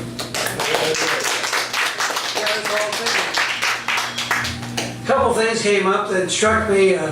One was that one of the people here talking about socialism, I'm a non-ismist. There's no truism. There was no truism in this world. There's only degrees of ism. We have a mixed economy. That's, as soon as someone starts talking socialism or communism or some other thing, it throws me off because we're none of the above. Anyway, it's not good to go there. Another thing that was brought up was about saying something numerous times that people will believe you if you say the same thing over and over again, and that you referred to Adolf Hitler and that. One thing that struck me was that Trump's first wife said that he kept on his stand in his own bedroom was the one book he read all the time, which was Mein Kampf. I just thought I'd pass that on for what it's worth. And but it's there anyway. Machines don't replace people. Machines don't pay taxes. Don't ever forget that. The only way society can share in the wealth of its productivity is in working hours. The only way it can be done. I worked 47 years in the railroad industry and served 20 years as a union officer in Chicago, and also served as state legislative director for the United Transportation Union. I negotiated a 6-hour day in the railroad industry without a cut in pay, which lasted over 5.5 years. 6 locations at perimeter of O'Hare Airport where they were expanding runways and building berms. It taught me you don't need a full lunch break if you only work 6 hours. You don't gain 2 hours leisure time. You already lost it in traffic. You get it back. I recognize the gains in employment in the transfers of an energy system, but realistically it is not itself a long-term solution to the employment problem. Consider the bathtub industry. When the mass-produced bathtub first came into vogue, it produced a great deal of it transformed everything. Employment grew to produce the growing demand. Yet eventually everybody had a bathtub, and the growth factor is not what it used to be. That's the same problem we face today. What we really need is an economic engine that will spur the programs such as elimination of student debt, free college tuition, single payer Medicare for all, effectively fighting climate change with a citizens' New Deal, or whatever works to vastly reduce carbon emissions, and shutting down and eliminating private prisons and the establishment of trade policy that works for the interests of working people. We are $22 trillion in debt, and the opposition is going to beat us up in not being able to offer programs that society will toss and turn with obfuscation not to accept anything if we continue the way we're going. What we need is an Adamson Law and the Fair Labor Standards Act to reduce the workday from 8 hours to 6 hours, not cutting the daily pay. And when we look back, these were federal laws, not state laws. In the next 5 years, big business and labor went to each state legislature to put the states on a shorter workday because business little company will eliminate their competition. That's how we got the 8-hour day and the 5-day work week. That's how we can get a 6-hour day in maybe someday a 4-day work week. But we'd have more people working paying taxes, we'd have less people not working paying taxes. The government get a twofold benefit of increased tax revenue without raising taxes. We'd have less bills to pay for people who aren't working as they'd be working. We'd have a better society, we'd be better off. We have a false economy right now because we have cut taxes, we're $22 trillion in debt, we're going full steam ahead, and we're in deep trouble in that respect. We have a big bubble in our stock market right now. It's overinflated, and it can't go on forever. And there will be a stock market crash. It's going to happen, and it's a question of when. And so you can't. People feel good now, don't they? Because they think that unemployment is better, but really it isn't. Because we have a lot of people out of work, and purchasing power is not what it used to be. Inflation is taking over, and big business is making lots of profits, but they can't go on because people have to buy things in order for businesses to survive. If people quit buying, business goes up in smoke, and people can't buy things, they don't have money to buy things. And this is part of we have a wide disparity between haves and have-nots. It's not a good thing. And it could be a destitution for our economy, and we've got to address it, and we've got to do something about it. Anyway, I'm in favor of shortening the workday as one of the methods of doing something. There's a fly in the ointment, though. Corporations will seek to leave the country to go where labor costs or environmental costs are cheaper. It's essential that we put tariffs on goods of American corporations seek to leave our country, then sell back goods produced elsewhere to citizens of our country. Consider the need an amendment to the antitrust laws. But we have another problem to address, and that is of corporations controlling our government. It stands that we have the best Congress that money can buy. What can we do? It's a problem even before Citizens United. What will Congress vote for? In my view, they'll vote for free airtime the last 90 days of a general election, Labor Day to Election Day. The media won't like it. They can always raise the price of advertising during this period to make up the difference. It will be a public service. Congress will vote for it because they will be able to keep the money they raise, and there will be virtually no history in this country of an incumbent being defeated by a challenger in a general election. But then some challenges will defeat some incumbents in a general election. Everything will change. Congress will end up representing the people who do the electing instead of representing those who buy their votes in Washington, D.C. That's what we need. Then we'll have no problems putting tariffs on goods manufactured elsewhere, and we can we can create an economic engine that will stand the test of time by shortening the workday and consider shortening the work week without a loss of pay, without fear of corporations packing their bags and leaving the country. And we'll have addressed the rigors of automation, and we can implement the many programs we need with a full society that will back us up. That's my view anyway. And I got to give this back to our speaker. He gets the last word. Can I say just one? Oh, Lord have mercy. First thing I want to deal with this bigoted racist insult that says we should go back and blame the Africans who sold others into slavery and that kind of stuff. That's the great-great-grandson probably of a slave owner himself. So let me correct that. Somebody that's trying to minimize that entire system.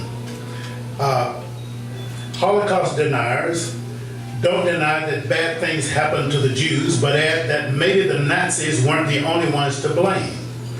Maybe the Jews in part did it to themselves. Stories that overemphasize the role of Judenrats, Jewish councils, for example, who were coerced into providing slave labor to the Nazis and organized Jews to be sent to concentration camps, distort the real culprits and criminals of the Holocaust, and in the final analysis, serve to blame the victims. Even though African monarchs did collaborate in the selling of black bodies in slavery, what happened after that was the establishment of a heinous and brutal system that rested on the dual pillars of white supremacy and ruthless capitalistic greed. There was nothing African-inspired about that.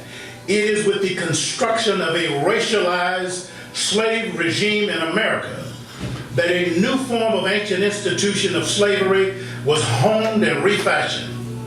African slaves in America were unlike most other places, were deemed slaves for life, and their offspring were enslaved. Moreover, black servants were distinguished from white servants, who were also badly treated and stripped of all rights and recourse.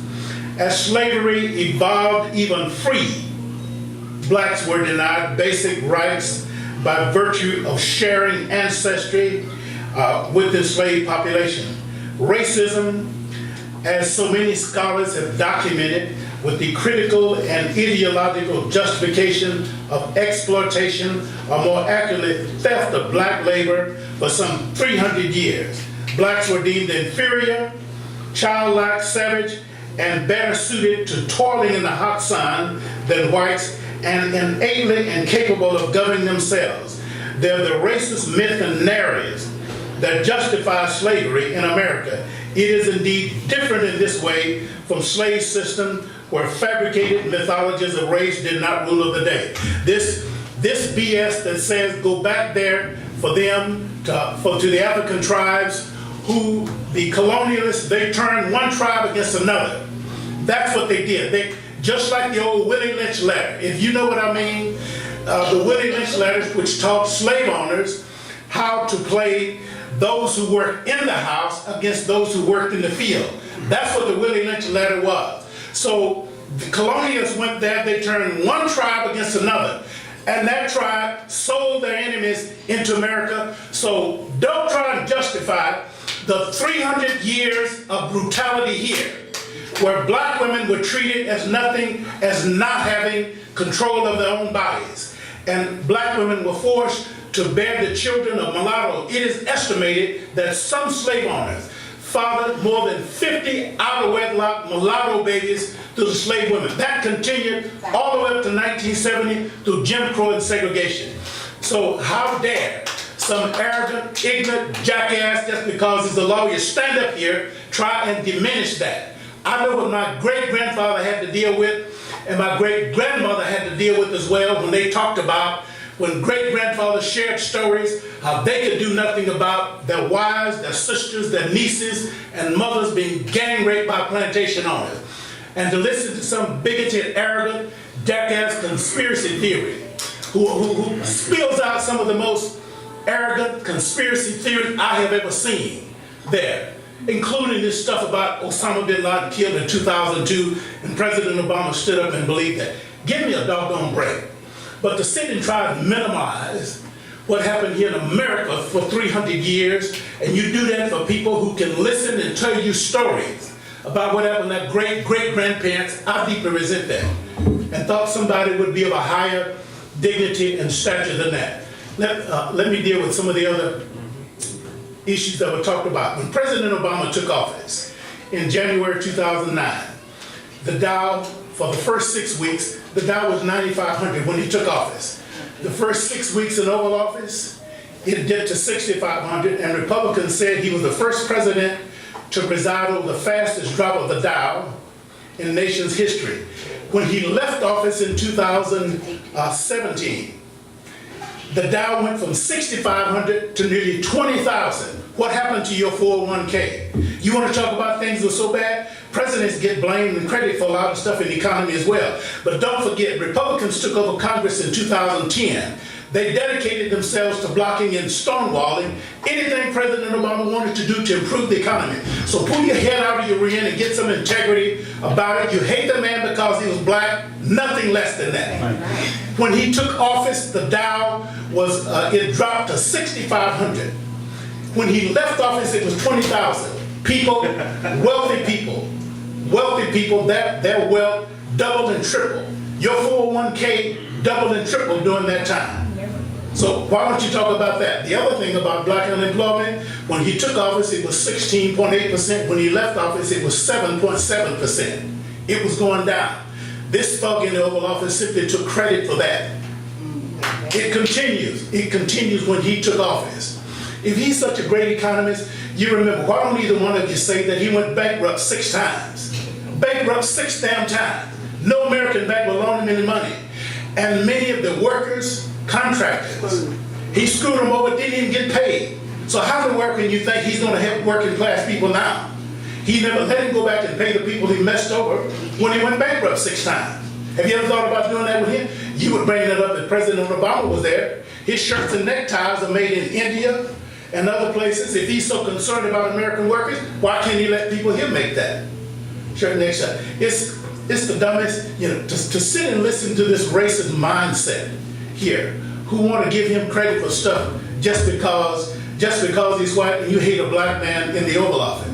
It is absolutely ridiculous. It wasn't that.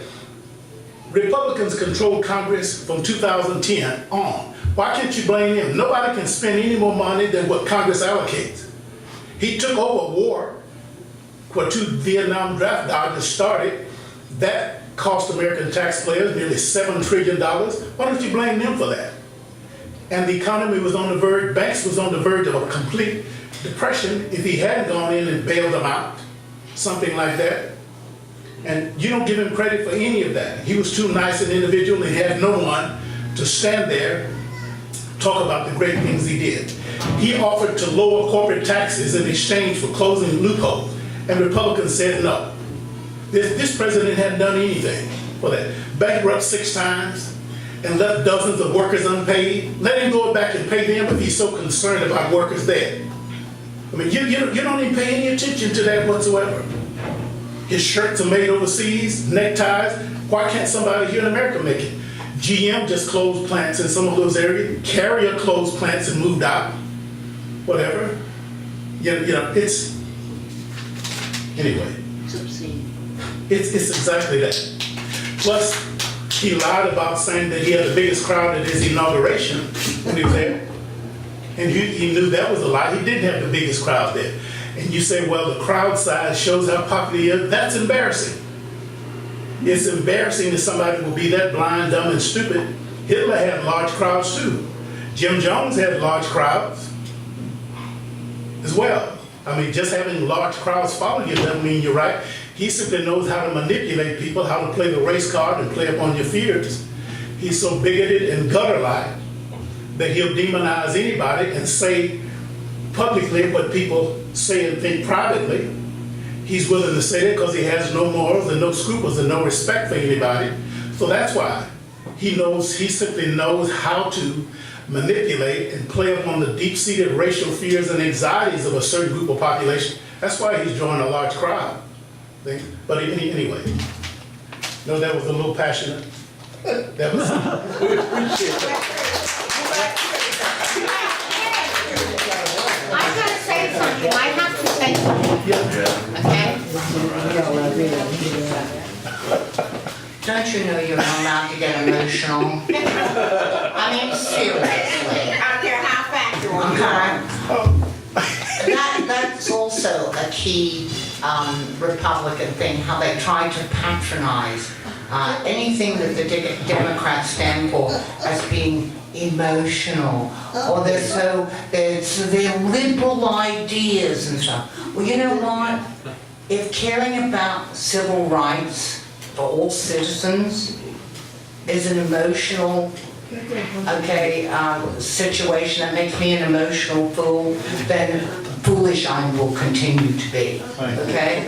And as it relates to the patronizing tone as it pertaining to African Americans and the like, and what this president has done for all those blacks who just love him, okay? 165 years or so after 100 centuries of bondage, do you really think that the black man has come so far that he's anywhere near equal to whether it be white poor versus black poor, middle class, white or black, I mean, seriously, folks, okay? And, I can give you a perfect example. Again, I told you I came here in the early 70s.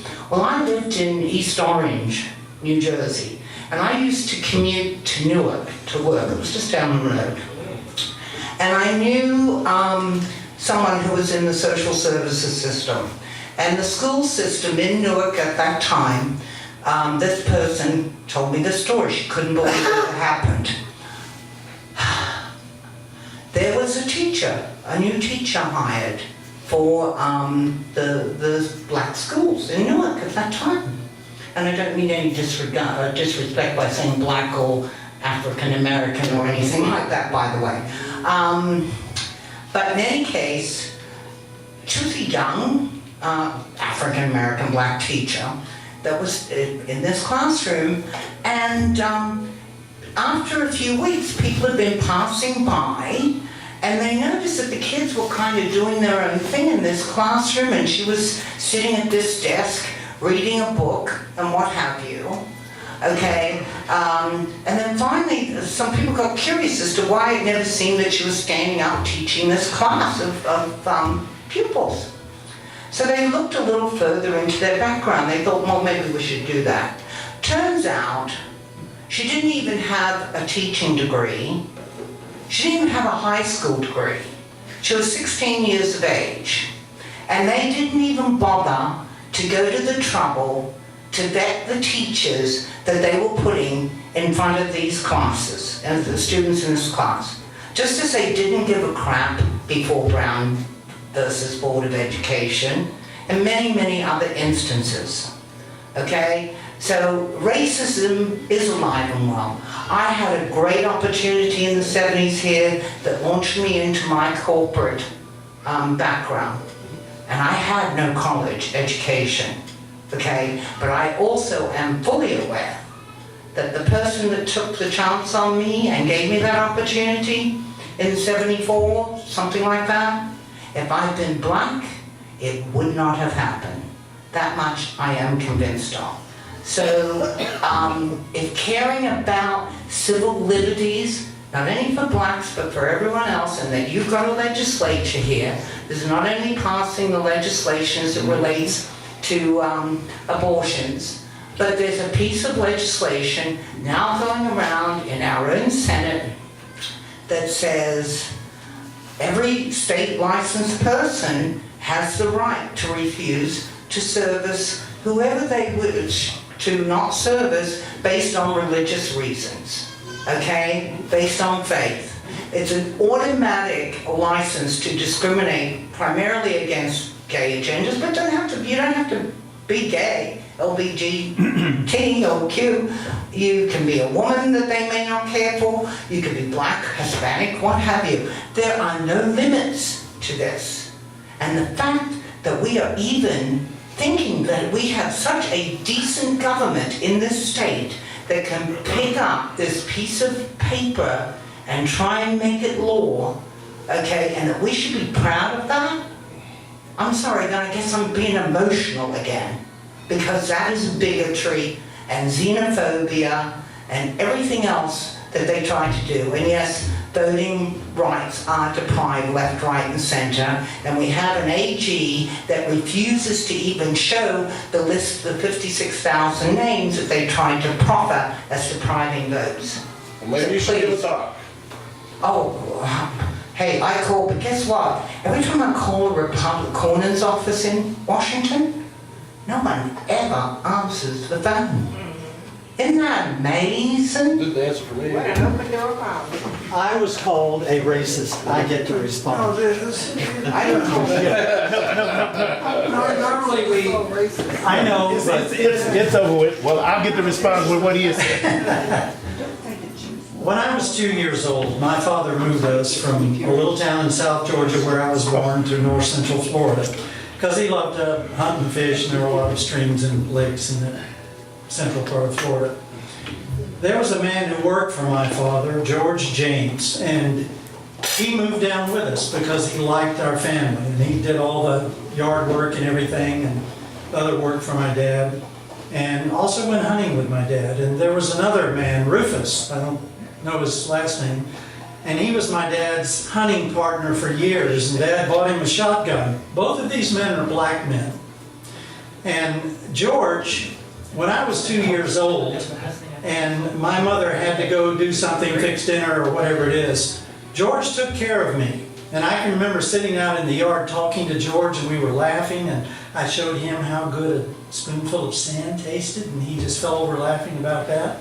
We lived a couple of miles from the train station, one little track going through town, and whenever I would hear the train whistle, I'd go, "Wee, I gotta go see the train," you know. George would put me in the basket on his bicycle, pedal me down to the train station, and we'd stand on the little landing up there, and he'd hold my hand while we watched that train come and go. I still have a scar right here on my thumb where I was chopping bamboo in our yard and chopped my thumb.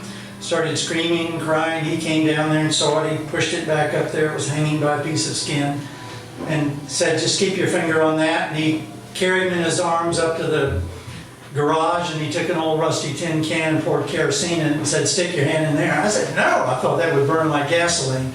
He stuck my hand in there, and it stopped hurting just like that. And half an hour later, he came back and dried it off, put a Band-Aid this way and that way. I still, to this day, respect and love George James. He was my closest friend in those years, and much more than a friend. He was like a third parent, and he loved me too. He later married and became a minister in a church in Ocala, Florida, where we were. So to call me a racist,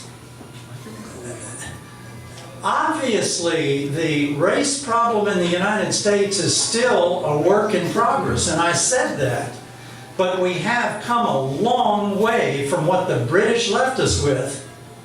The British brought that slavery over here, and a lot of the people were British. But we followed the Constitution and fought it against those people who were just so damn well sunk into it they were going to keep it.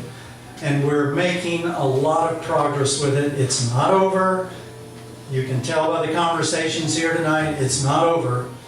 But I think the emotionalism that just because somebody says something a little different from what you want to hear, they're a racist, is ludicrous. Amen.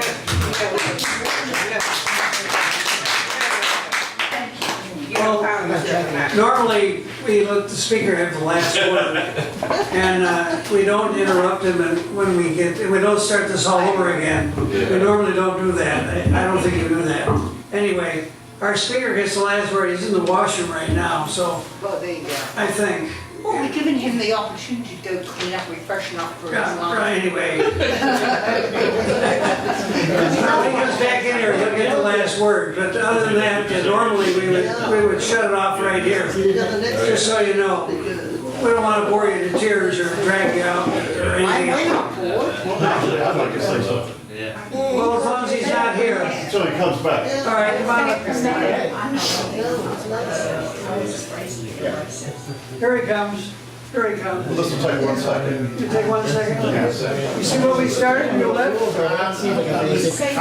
got a long way. I just want to talk about this idea of emotionalism also. Because let me tell you, I was born in 1951, so in the 1950s, I would come in from playing, and my mother and father would be, excuse me, I get very emotional about this, would be sitting there watching the news and watching the race riots and watching black people being brutalized and crying while they watched the news. And so I will tell you that I am sorry, I am not an automaton, I am not a cold-hearted, bigoted bastard. I am a human being with real emotions. And I will tell you something else. In 1972, the Democratic Party added gay rights to the Democratic Party platform. The Republican Party is still opposed to gay rights. There are people in this room who have gay children who have moved out of the state to get away from them because they're Republicans and they don't want to be around them. And yet they still vote Republican and claim that their children, they have close relationships with their children. Got news for you, you don't.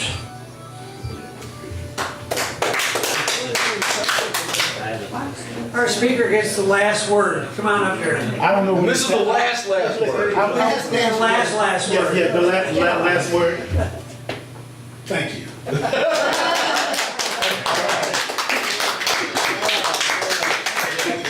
That's it for tonight. They kick us out here at 10:30.